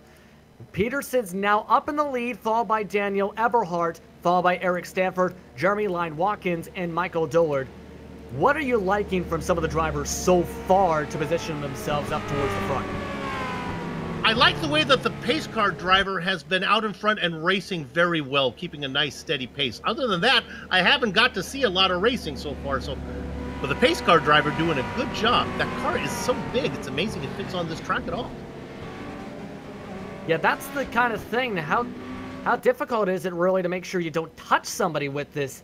Because remember, this used to be when the Legends car was the rookie class, a part of the schedule, the Legends Oval. In fact, one of the main rotations for the first 3 races many drivers would face when they joined the iRacing service back in the late 2000s. Beautiful pace car that it is. Christian Peterson doing a good job of getting jumps off the way. Maybe we can take a quick peek and see if we have any hard chargers, because those are important. How about 10 positions for a couple drivers? Matt Kocher, boy, he is racing in 14th right now, and a couple spots ahead of him in 12th. Ryan Hill. I think I remember those names. We're very close to the points championship. Yes, indeed. Remember, Coker was at the top of the standings. Hill was in second after the dirt track at Charlotte event. So they're doing what they need to. The thing is, Coker right now with those 10 points, Hill 10 points, Hill needs to gain a lot more than that, really, because right now he'd still be about 8 points short, give or take, if my math is correct, if we stay the way we are. We're still behind the pace car on lap 13. Oh, a long way to go, and misfortune is fickle and can find any driver. So right now, everybody out there just hoping to put in some miles right now. Let me tell you, when I was in high school, I could run the quarter mile in about 50 seconds. These guys are doing it in about 16. Well, 16 when they're actually racing. Right now, I think I could probably keep up with the pace car. Pace car pushing that time down to 32 seconds. We're 1 to go for the restart once again, Soup. As Peterson starts on the inside, Eberhardt on the outside in row 1, Stanford and Watkins in row 2. Row 3 will be Dollard and Thompson. Riley Thompson showing his pavement skills as he's up in the top 6. As the restart's off and away, the green flag's up on the stand, and we're back on our way for the Legends Triple Crown. And we already got bumping and baiting behind them for around the top 5. Jackson got bounced around a bit and is able to move himself to 6th as a result. Boy, it is a hornet's nest in the back up front, single file, as they start to break away a little bit. But really, where are they going to go? Peterson and Eberhard just need to put in the miles right now, because they know even if they opened up 3/4 of a lap lead, there's going to be yellow flag. Bring them all back together. And Riley Thompson, with all that happening around him, remember on the exit at 2, he's now up to the 3rd spot. Him in that number 56 machine spot, with TDR helping him along as the caution flag is back out on the racetrack once again. And it looks to be right nearby the leaders. Tom Mirando came out right as the leaders were coming by the flag stand. So something going on, I think, with maybe the 42. We're going to take a look real quick at the GSRC replay. In fact, yes, it is the 42, as it happened down the backstretch, and that's why he was in front of the leader. I'm going to make this announcement right now. The next driver to cause a yellow, I'm going to personally chastise. Now, it's fair warning. I don't know who you are. I'm just putting it out there right now.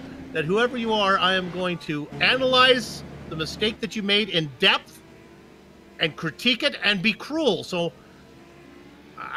if it lands on you, you've been warned, okay? I don't know what to say with that. Mirando gets the end of the longest line penalty via the tap out as we're back under caution again. So again, that gets to the question I was trying to ask before. How do you make sure you don't make contact with the tight quarters of this racetrack because of how difficult it is to hold your line and as well make sure you don't make contact? Yeah, this is a little different from my answer on the dirt track, because here you cannot hold the inside line. You've got to let the car drift out a little bit there. I've actually raced on this one. It's one of the few tracks that I have some experience on. I've really got a lot of experience from being passed on this track. What I think that the guys have got to do, and this applies to Peterson, the light stay on the pace car, and Eberhard, I talked about a little bit in Thompson and Stanford, it's not to use up your stuff. There's no reason to be putting down hot laps right now because, like I said, a yellow flag's going to come out and all the real estate you may have picked up that costs you some rubber on your tires is going to be for naught. All Peterson wants to do is be fast enough to stay out in front of Eberhard fast enough to stay out in front of Riley Thompson. Keep some rubber on the tires. They cannot change tires in this series. And then have something for the end when it matters. Absolutely. And how difficult is it? I know I keep on using the how difficult first line, but... Well, let me answer. For me, it's difficult. I don't care what it is, whether I'm making spaghetti or trying to pass a car on the racetrack. I have trouble with almost anything.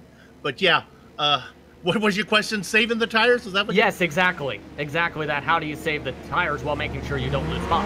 Yeah, for me, it's all about the turn, and I just try to ease it in a little bit, let the car roll, lose a little bit of... let the car drift, maybe not race that tight inside line. These guys, trust me, these guys know. Riley Thompson knows how to save rubber. Riley Thompson has shown that a lot of times, including on the iRacing Esports Network stage with the eNASCAR Ignite Series. Green flags back out and away once again as we have contact on the restart as Eberhard spun the tires, got bounced around a bit. Now he bounces into Thompson. This is going to stop Thompson, no caution, but they are 3 wide down the backstretch. Make it 4 wide, approaching turn number 3. The tree remembers, the axe forgets. My gosh, there was some bumping and banging going on there. And Christian Peterson is going to get the most help from that. He is gone from Eberhard. This is the second time Eberhard's damaged his car.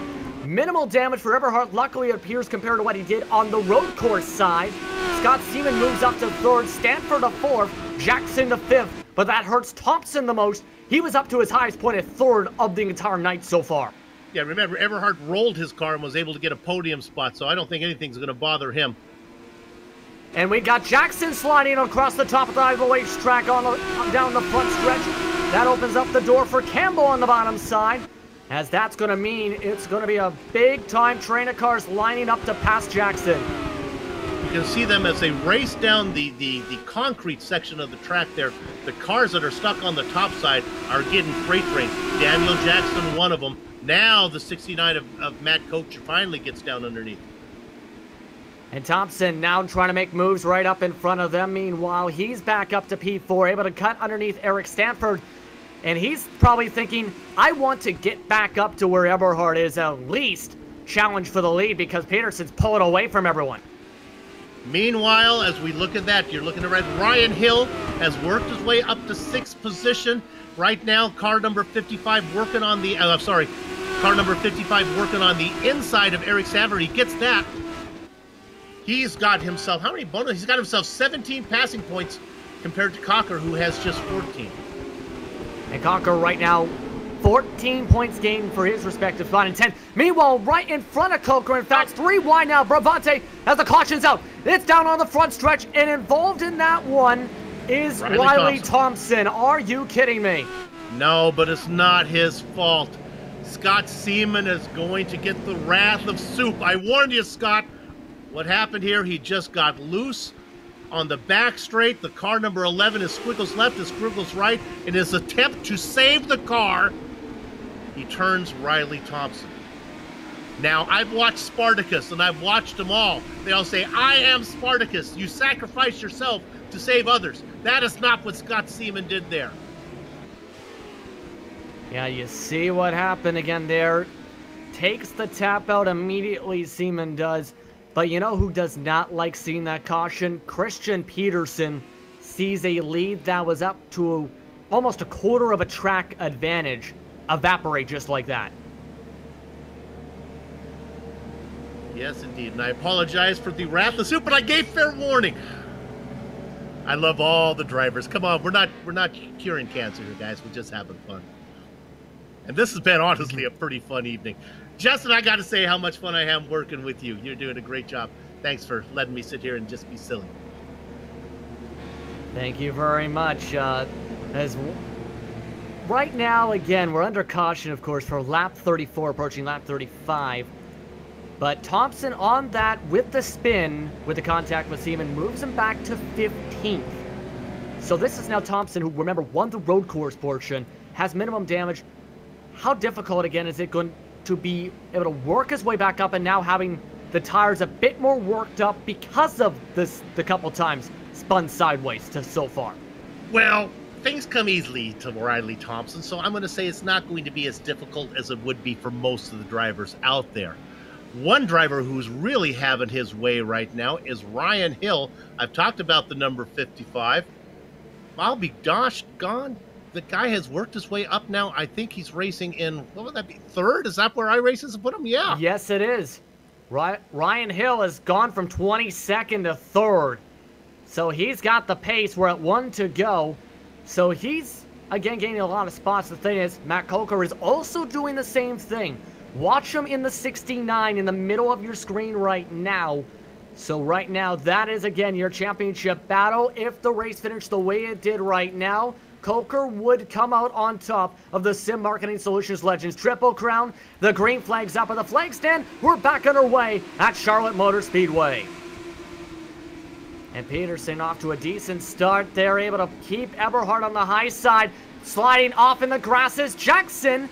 No caution, meanwhile, that is behind the rest of the action as they're single file for the top 4. And actually, they're single file farther back now. They're starting to get a little bit of a feel for it, but nice battle going on for 5th position. That's Bramonti making a move. Go ahead. And I think he hit the bumper bar, in fact, to Francisco Scuramuza, he's going to be now forced to the high side. Look at how many drivers are on the bottom side, though. He's able to squeak in, though, because the number 7 got loose. Campbell forced 3 wide because of a checkup. Coker gets into him. They're spinning around. They're flipping as William Locklear spins around. Caution flags out down the backstretch. 3-4 cars involved in this one.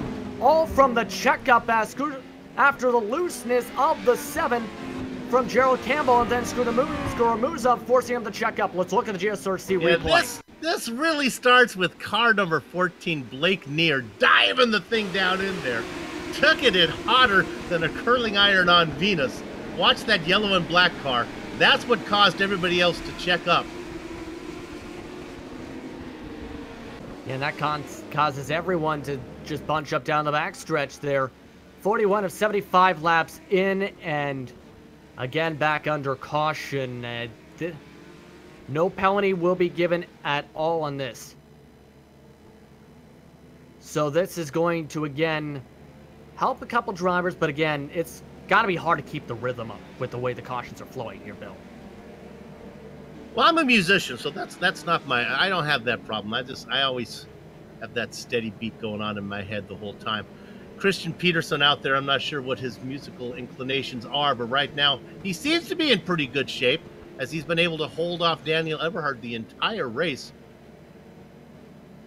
Well, it kind of helps, too, that you're restarting on the inside. What can Eberhard do to have a good restart on the outside and then try to challenge Peterson somehow for the lead? I guess if he wants to. It seems pointless right now to challenge. We have 33 to go. I think he just wants to hang in there. If I guess maybe if Eberhard thought he didn't have anything for Peterson, he could force the issue here. But honestly, I think Eberhard feels fine racing back there. He just can't wait too long because we're going to get to the point where he can't wait to the last lap to make his move because this thing has a really good chance to finish under yellow. That's the one thing, that's the reasoning really to ask that. He came into this third portion of the night, third in the point. Pardon me, looking at this, finished off third in the road course portion, then after the dirt track fell down the standings to 20th. So it's been an up and down night for him overall on the racetrack. Still behind the pace car here with 2 laps to go. Who do you see really making a charge here on this next restart? Brian Hill. Brian Hill has one thing, and that is to win this thing. He needs all the points he can. Now remember, they pay out money not only just for first, you get $50 for first, 25 per second. So even if Hill can't win the big prize, he won't be able to go to Sizzler, but maybe he can go to Arby's. Or McDonald's maybe as well. $25 at McDonald's, man. You're a kid in a candy store then. Meanwhile, we're 1 to go. Right now, Peterson looking like he sees candy with a chance to come away with a checkered flag right now. He has led a majority of the laps. The green flag's out. Already trouble on the restart with the 24 machine. Eric Stanford sliding around and lost a ton of spots as he spun the tires. But we stay under green. Bless the Lord for that one. Right now, a pass for second. We talked about Hill making a move. That's not going to happen. That's Bramante making the move on the inside of the white car of Eberhard. Eberhard gets to where he needs to on the bottom, but again, Bramante much faster, it seems, last time by 2/10 quicker after bouncing Eberhard up to the top side. As that car length between him and Peterson is now up to about 3.5 car lengths. You see them lined up behind, though. Hill's falling back to 4th, meanwhile, behind this train.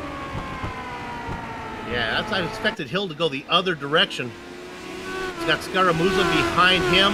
Blake Neer still running out there, and then we get to Matt Cocker. Front stretch. Caution flag is out as Jonathan Lawrence involved in this one. Jeremy Line Watkins as well. Lawrence immediately takes the tow. Let's look at your GSRC replay. We'll see it starting from the backstretch onward, as you see here. This eventually led to the caution down the front, Sue. Yeah, it was a long time coming. They're racing back there. They were racing a little farther up than 22nd. Then you can see them all get together. Again, another incident farther back in the field. And was I seeing the things there? I think Kyle Laveau just went off to Wonderland. They're all the way towards the pits in the grass, if you've seen the top of the replay. So, wonder what happened to the 15 there to push him all the way to the grass as we're back under caution on lap 51. Well, we got a little bit of, for those who like a little bit of math, if I can see what I'm saying here. If Cocker finishes, we're talking about Matt Cocker, if he finishes 9th or better, he clinches whether Hill wins or not. Right now, where does Matt race? How about 7th? So, just wants to stay out of trouble. But you know what we heard from the interview? These guys don't want to stay out of trouble. They want to win. Right now, Coker is in that magic bubble in 7th.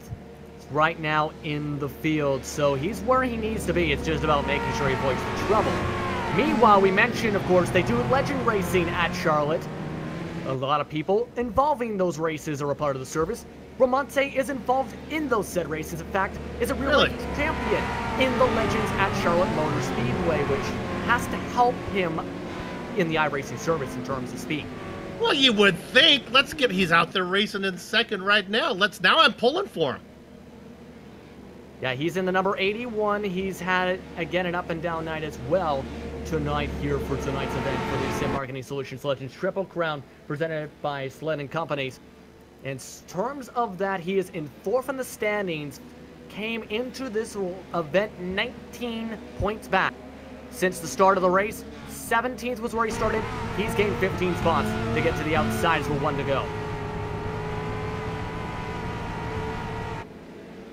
And again, hopefully things go green from here on out as we're going to have 21 laps to go this time by.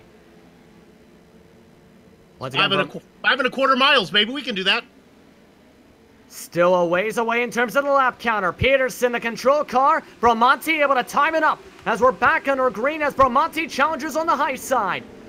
Pushes back, contact in the back of the field, and the 7's around. Caution's going to come out as the road and track is blocked. Still no caution, surprisingly. Caution now out as multiple cars involved. Started with Gerald Campbell and his secondary incident with cars in the grass. And I'll tell you, this happened right behind Matt Cocker. In fact, we stay on this a little bit, and we'll take another replay. Once it's all done, I want to take a look at Francisco Scaramuzza. This is under yellow, so watch this, and then you can go ahead and do the replay, Director, and go up and look at Scaramuzza. Here's the replay with Campbell where it blocks the track. 8-9 cars stopped before the caution's thrown, and someone ended up getting a lot of damage stopping on the track. And then you see Scaramuzza in the middle of the racetrack. Now let's look at it one more time. Now the white car is Cocker. Watch Scaramuzza. This happens right in front of him. This is after the yellow. They get together right in front of the guy who's trying to win. That's Sizzler Dinner. And I think if I'm looking at my numbers right, that was Blake Neer, I think, flipping upside down on that caution. And he's still running. It looks like we have the second time having that happen tonight. That was the 14. That was that yellow, white, and black car that he made contact with that flipped over. He falls back to 17th. He's still going to be on the lead lap despite that. Lennon Eberhard there. So Peterson, Bramante, Eberhard, Hill in fourth. Right behind Hill, Matt Cocker. Cocker is how it's pronounced there with him in regards to the pronunciation. He's up to 5th on the racetrack as Cocker is currently starting alongside, guess who? Riley Thompson when we restart here. So Thompson worked his way from 15th to 6th in the span of those past couple cautions.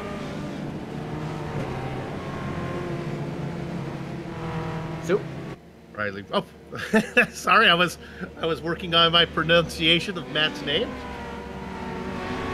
Either way, Cocker is in the right spot to position himself. All right, we're going the distance here. We're gonna have 16 laps to go. That's 4 miles. That's 4 miles is a trip to the store for milk. Come on, boys. Our director says it's morning walk. And Timothy Barnes coming over the microphone saying, "Come on, use your head." We're coming towards 15 laps to go. Next time by on the racetrack, we'll restart. It looks like with 14 to go. Let's reset the field. Chris Peterson in first, along with Bramante in second. Daniel Eberhardt will be in third with Ryan Hill in fourth. Then you have Cocker in fifth with Riley Thompson rounding out the top 6. Then you have McNacka, who has recovered his way to 7th. That is where he started for this round, with William Lochner rounding out the top 8 as they get 1 to go as they pass the start and finish line. Great to see William Lochner out there racing with us. We see him in one of the Ad Pro series that we do. He didn't quite make the playoffs and didn't make the top 12, but it's good to see him racing here in this little Legends car. And with that, the pace car is going to go to the right. Into the pit lane it goes. As Peterson, the control car in the 71, gets off and away. A better restart than last time. The green flag's up on the stand. We're back on our way. 14 laps to decide things here. Right now, everyone trying to get as many points and trying to get the win to try and determine who wins the $50 tonight. Now you don't have to worry about rubber anymore. Let it go. Trouble in the middle of the leaders. No, that's going on too, but also Eberhard is barrel rolling down the front straight. The same time that the yellow came out, Eberhard got together with Bramante. That's probably more important than the one that happened farther back. That's going to have implications. Let's look at this as he got loose, makes contact, flips up and over 3, 4, 5 times down the front stretch. That'll end off his night. Well, we think it will. Such a strong start. We've seen him flip it once. Yeah, don't know if he's going to bring that car back. Well, remember, he's already pulled himself into the tow truck spot, so you have Cocker in right now losing some time there. In fact, up to second, rather. Remember, he was about 5th on the restart, so he's able to luck out with that situation with Bramante. So he's in the driver's seat to come away as a victor tonight for tonight's Sim Marketing Solutions Legends Triple Crown presented by Sletten Companies. Told you these guys do not want to back into a Sizzler dinner. I don't know if Sizzler's still open. I've been to Sizzler for 20 years. If there's okay, All right, Sizzlers are still around. I hear they're in Florida. So, Cucker now in second. Giovanni Bromani, he lost the spot under yellow. Remember, he was battling for the lead, trying to get to Peterson. Oh, man, Christian Peterson been out in front the entire time. Yeah, and this has been a great situation for him, really. We're at 10 laps to go, still under the caution. And remember, if it gets to around 5 laps to go, that's the point of no return, where if there's a caution, it's going to be whatever the grid is laid out as, that's how it will finish as they come across the start and finish line once again behind the pace car, about 2 to green this time by. And if you haven't checked in on one of our Ad Pro series here that we carry for the Simulation Stock Car Association, they actually do a green-white checker that we kind of work our way the best we can here on the Global SimRacing Channel to cover, even though the timing and scoring doesn't like it. So check in on that. They race on Wednesdays and Thursday nights. Yeah, a lot of action on the Global SimRacing Channel, coming to 1 to go, I believe, this time by, as Peterson looks to try and continue to keep himself up front. Cucker, the way it stands, would win tonight's action. Hill is currently in second in the standings. Leday rounds out the top 3 as the way they stand for the time being. But that can change. That is still a lot of things can happen in the span of about 7 laps. Peterson will be the control car again. He reaches the restart zone as we're backing away. Bromani spins the tires. Bromani will go in the back. We have a wreck down the front stretch as the caution immediately comes back out. Leday is involved, Richard rather, is involved in this one. Well, that's probably good news for Bromani, who was dropping like a pigeon. Let's look at your GSRC replay to see what happened. This was as the restart was starting. And well, yeah, there you go. Let's take a look at it from Locklear from inside his little cockpit. Locklear on the bottom side for the restart. This was around 12th spot, 11-12. And it looks like spins the tires and just shoots to the right across the track. Now it's GSRC replay once again. He's going to go to the pit area with a ton of damage on his machine. But this could lead to a couple lap shootout here as we're 5 laps to go. This is going to be pressure on here. We have a virtual green-white checker, it looks like, coming up here. That's good for me in my role as color man. Once we go green, I'll just sit back here and relax and enjoy the show and listen to you call it and bring it home. Of course, it's great to have you working with me here in the sim universe. You're doing some real world commentating out there. What's next for you in the real world? You got a real world commentating event coming up for you, Justin? I actually am broadcasting stuff in the Ontario Football Conference with Canadian Junior Football, I believe, on Saturday with the Windsor AKO Fratmen at Alumni Field at the University of Windsor, Ontario. Is that that 12-men type of thing, run all over the field before they hike the ball, that type of football? Yes, Canadian football. Yes, exactly what we're talking about, that. And either way, that is not the point we're talking about. Well, I want to make this point, though. We'll stick on this subject. Let's drill down a bit. When I mentioned about, remember when you were in high school and you looked at the football field, this track only works if you're from America. If you're from Canada where they play on like the giant field, then this track wouldn't fit there. All right, I'm done now. To answer that question, it's only about 10 extra yards, give or take, with center field, about 55 yards aside, plus the end zones are larger to fit running tracks. But either way, that is not the focus of tonight. Racing is the focus of a race broadcast. 1 to green this time by. It will be a 1-lap shootout, Soup. That's a quarter mile. And a lot can happen in a quarter mile, especially at Charlotte's Legends Oval. But does that guarantee, and I think we might, that guarantees we're going to finish under green. Yes, it will, but we might have cars all over the place. Peterson, the restart off and away. White flag is out for tonight's action for the Sim Marketing Solutions Legends Triple Crown. As Peterson able to come across. Thompson up to second. Can Thompson make the dig to try and challenge? Breaks in early It's not going to be enough. Contact behind. A big swallow of cars. Big one on the third, number 3 and 4. It's going to be Peterson taking the checkered flag, but it's going to be Cucker coming away with the championship for tonight's action for the Sim Marketing Solutions Legends Triple Crown, presented by Sletten Companies. Riley Thompson gets second try as he might. Ryan Hill could only manage a fourth. That's good, but not good enough.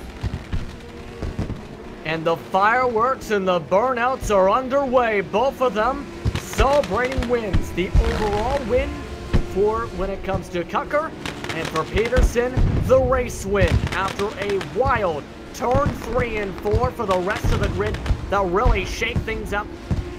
Why don't we look at your unofficial results to see what happened there as Thompson, for some reason, joins the burnouts. Thompson finished second to Peterson on the racetrack. Everyone will do burnouts meanwhile. Let's look at those unofficial results. Everyone does the burnout session. Peterson comes away with the win for the final stage of tonight's action, followed by Thompson and Cucker, who secures himself as the overall points winner for tonight's action. Ryan Hill tries he might, gained a lot of spots, finished in 4th, not enough to gain enough points. Lede in 5th after the big one on the final lap with Tom Morando, Ray Richard, Jeremy Lyon Watkins, Michael Dollard, and John McNacka rounding out the top 10. Soup? Daniel Jackson and Dylan Jones go 11 and 12th. In the Baker's Dozen spot, it's Ross Coe. Giovanni Bramonti, yes, he can mow your lawn, but he can't do any better than 14th here today. Kyle Laval is going to be in 15th position. William Locklear back there in 16. If you're playing blackjack, split those. Blake Neer in 17th, 18th, 19th, and 20th. Go to Daniel Everhard. You know you can roll it once, but if you roll it multiple times, the car is not going to race for you. Francisco Scaramuza in 19th and 20th is Gerald Campbell. Let me just run these out here. Eric Stanford, Jonathan Lawrence, Scott Seaman, Rory Bloom, and John Ross is in the quarter-century mark. Justin. And with that, things get interesting from everyone out. The overall champion, once again, going to be Cucker. We'll talk to him after this break here on the Global SimRacing Channel. You're watching the Sim Marketing Solutions Legend Triple Crown, presented by Sletten Companies. We'll be back with your post-race coverage right after this.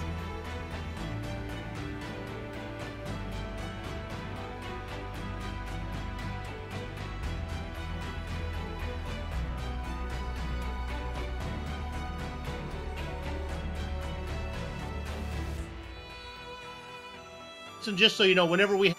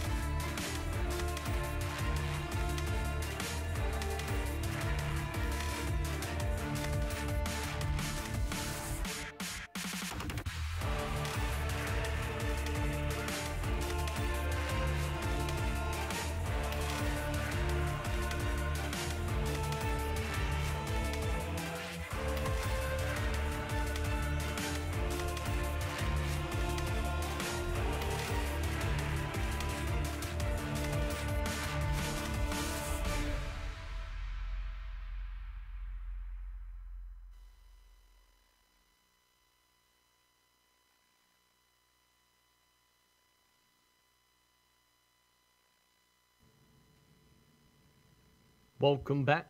Welcome back, everyone, to tonight's coverage of tonight's Sim Marketing Solutions Legends Triple Crown presented by Sletten Companies.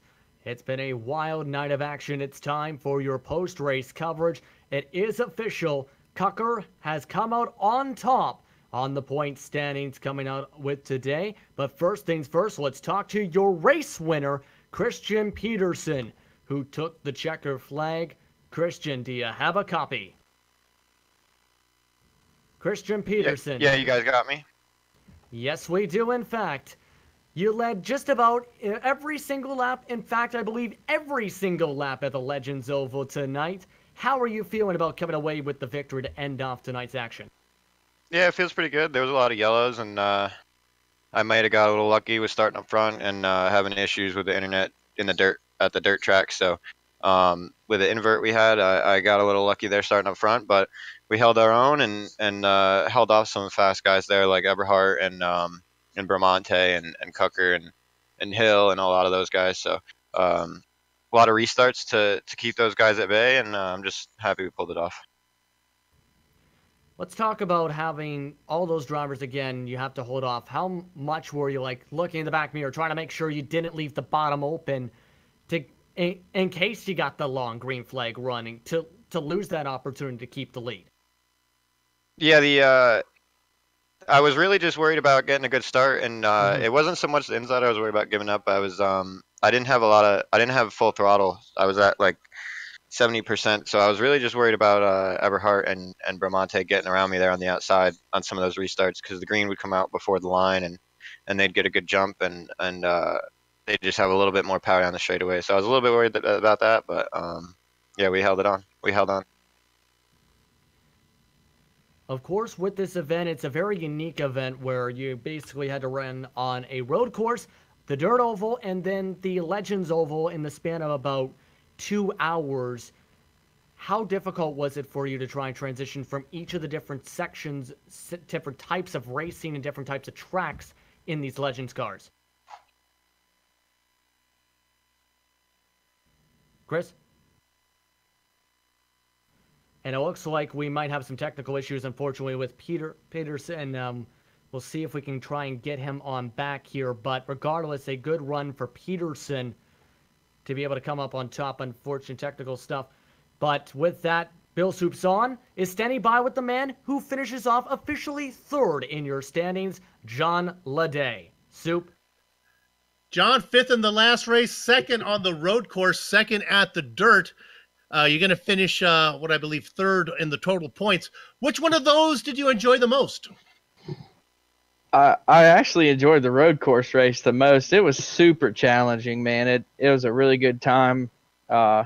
Really just kind of driving the wheels off of it. I probably drove it way harder than I should. If I'd have been a little bit more consistent, we might have been fighting for second place on getting some money here, but was real happy with that finish.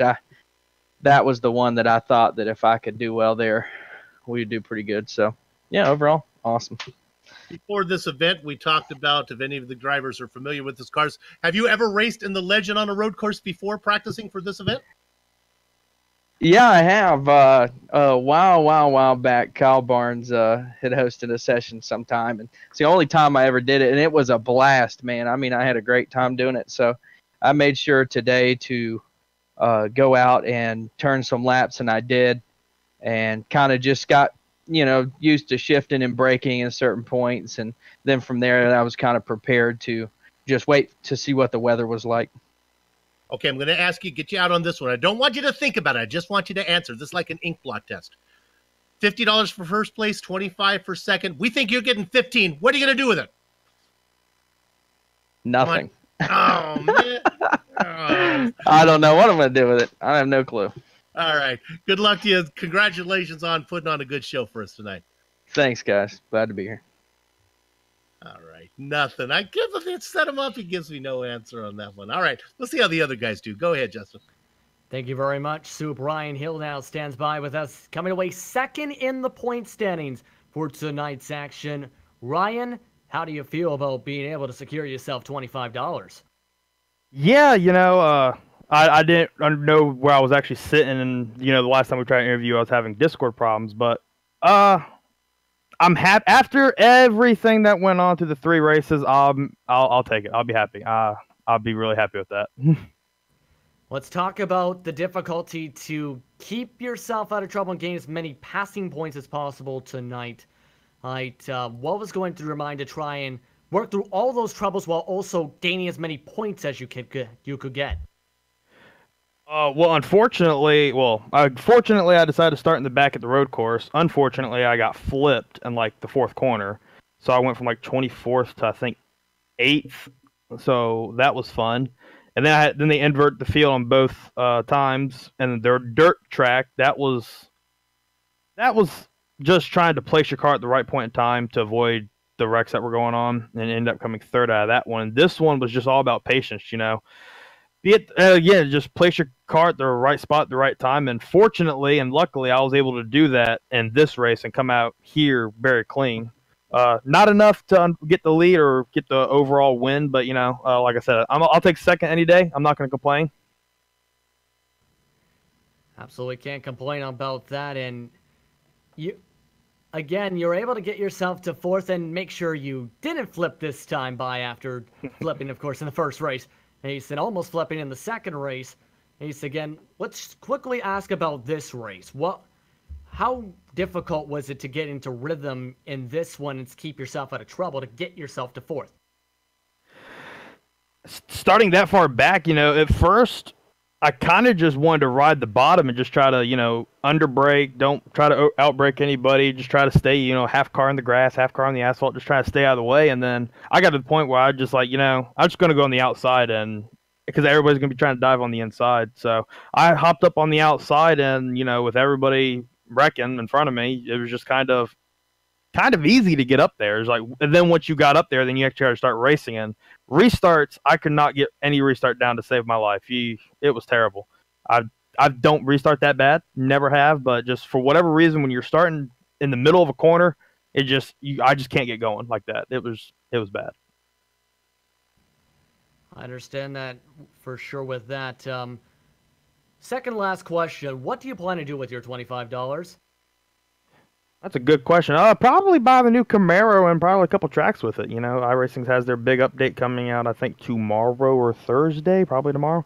So probably buy a couple cool stuff for that. And with that, is there anyone you want to thank for being a part of tonight's action to get yourself to 2nd points? Yeah, obviously thank everybody at SSCA and Kyle and his group of guys for putting this on. It was a lot of fun. You guys obviously for coming in. You guys coming in at the last minute to help us out and broadcast it. It was a lot of fun. It's time to gather our pull our big boy pants back up, and we got a chase race to come Thursday. So that's kind of what we're focusing on right now. We'll let you now set your focus on that chase race. Ryan Hill, congratulations on getting 2nd overall tonight. And that was Ryan Hill who came away 2nd. Joining us now is the overall champion for tonight in terms of points, and coming away with your $50 for the Sim Marketing Solutions Legends Triple Crown presented by Sletten Companies. The boss, Mr. Cucker. Congratulations on getting 1st overall in the standings. How are you feeling about winning tonight? Oh, man, there was a big group of guys here tonight, and it was a pretty hard field to come out on top. I mean, going into the night, I saw the passing points, and I used to deal with passing points back in a couple years ago. I used to do the math for them, so I knew how much they would mean for the night. So I knew starting in the back and at the road course would probably be my best bet. And I'll tell you what, it was a long night of racing. It looked like that there, and one of the main things I think really you focused on tonight was getting as many passing points as possible. How difficult was it to do that in all the races, really, to get the maximum amount of points you could? The road course, I was pretty slow. I mean, I don't know how they didn't catch me. I thought I was terrible, but I mean, we got 12 there, and I was happy with that. But in the dirt race, that was my main goal because I knew the invert, and I'd be starting like 18th or something. So my main goal was to get to the front. And then after that first wreck, we got put into the wall. I thought we went head on, and I guess we didn't hit head on. We hit on with the left rear somehow. And so the car was all right, and I just knew I had to go. on the restarts. They're the best time to go for it all. For sure. And of course, you shifted from, again, you touched a bit there, road course to dirt track to Legends Oval. How difficult was it to make the transition in such a short amount of time to get yourself into the rhythm you needed to be to perform the best you could? I mean, going from the road course to the dirt was a little bit harder.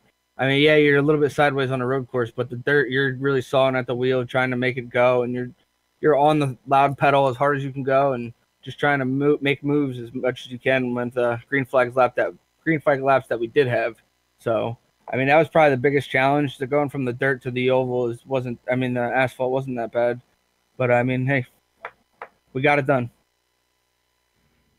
You definitely got it done. And second to last question here, of course, coming away with $50 as the first place prize tonight. What do you plan to do with that money? I first got to pay back Christian Peterson. He lent me the money to sign in tonight, so that way I could run this. And without him, I wouldn't be here. So definitely got to pay him back. And does he get a piece of the winnings, or was it just a straight going back? No, I'll probably give him a little bit more, maybe $10. And with that, is there anyone you want to thank for being a part of your overall championship for tonight for the Sim Marketing Solutions Legends Triple Crown presented by Sletten Companies? I got to thank Team Vincier. It's the team that we're all on. We practice a lot. We talk. We're always talking in TeamSpeak. I got to thank Sim Marketing Solutions for putting this show on. Gary Sexton and Kyle Barnes for getting together with everybody so we could put this show on. And I got to thank you guys for broadcasting. Thank you very much for the time. Congratulations on coming away with the top spot for tonight in the standings. Thank you, guys. And that was the boss, Matt Cucker, coming away with the overall standings championship for the Sim Marketing Solutions Legends Triple Crown presented by Sletten Companies. Bill, your final thoughts before we sign things off. Oh, that was fun. That was fun. I thought they did a good job. Rough, a little bit of the yellow going on, but that's to be expected when you put these guys in. You put Michael Jordan in a pair of high heel shoes. That's what you're going to get. Fun event. Congratulations to the winner. And thanks, everybody. I hope to do this again. Hopefully we can do this again. A lot of great action. Hopefully there's more than this race. Hopefully there's a second annual or a third annual. But we'd like to thank tonight's sponsors for tonight's coverage for being a part of this special event, the Sim Racing Solutions and Sletten Companies, for helping bring this event to you, the fans. We also like to thank the organizers for tonight's action, Gary Sexton, along with Kyle Barnes, bringing the two groups together for this great action. We also like to thank the companies that provide the software and hardware for our broadcast as listed on your screen right now. Additional thanks go to Eric Elcombe and Jude Lalonde, who provide our wonderful music. See the screen for how to get a hold of more of their great work. I'd like to also thank Sean Ambrose and Soup Zahn for being a part of this great team tonight. Woohoo indeed, Bill. As well, if you'd like to find out more about the GSRC, including the upcoming events, you can find the information at the Global SimRacing Channel.com, or minus the or you can check out our social media pages on Twitter at GSR Channel, on Facebook at Global SimRacing Channel, one page, one word rather, or on Instagram at GSRC_Graham. The next races are up on your screen. That includes the Sim Speed Shop Truck Series. Coming up tomorrow, I believe, in fact, with the action, you see a lot of different races coming up on the schedule that you can see across the Global Sim Racing Channel, as well as some of them on the iRacing Esports Network. Once again, mark them down in your calendar. We'd like to see you join us. But until next time, race clean, race hard, and we'll see you on the track.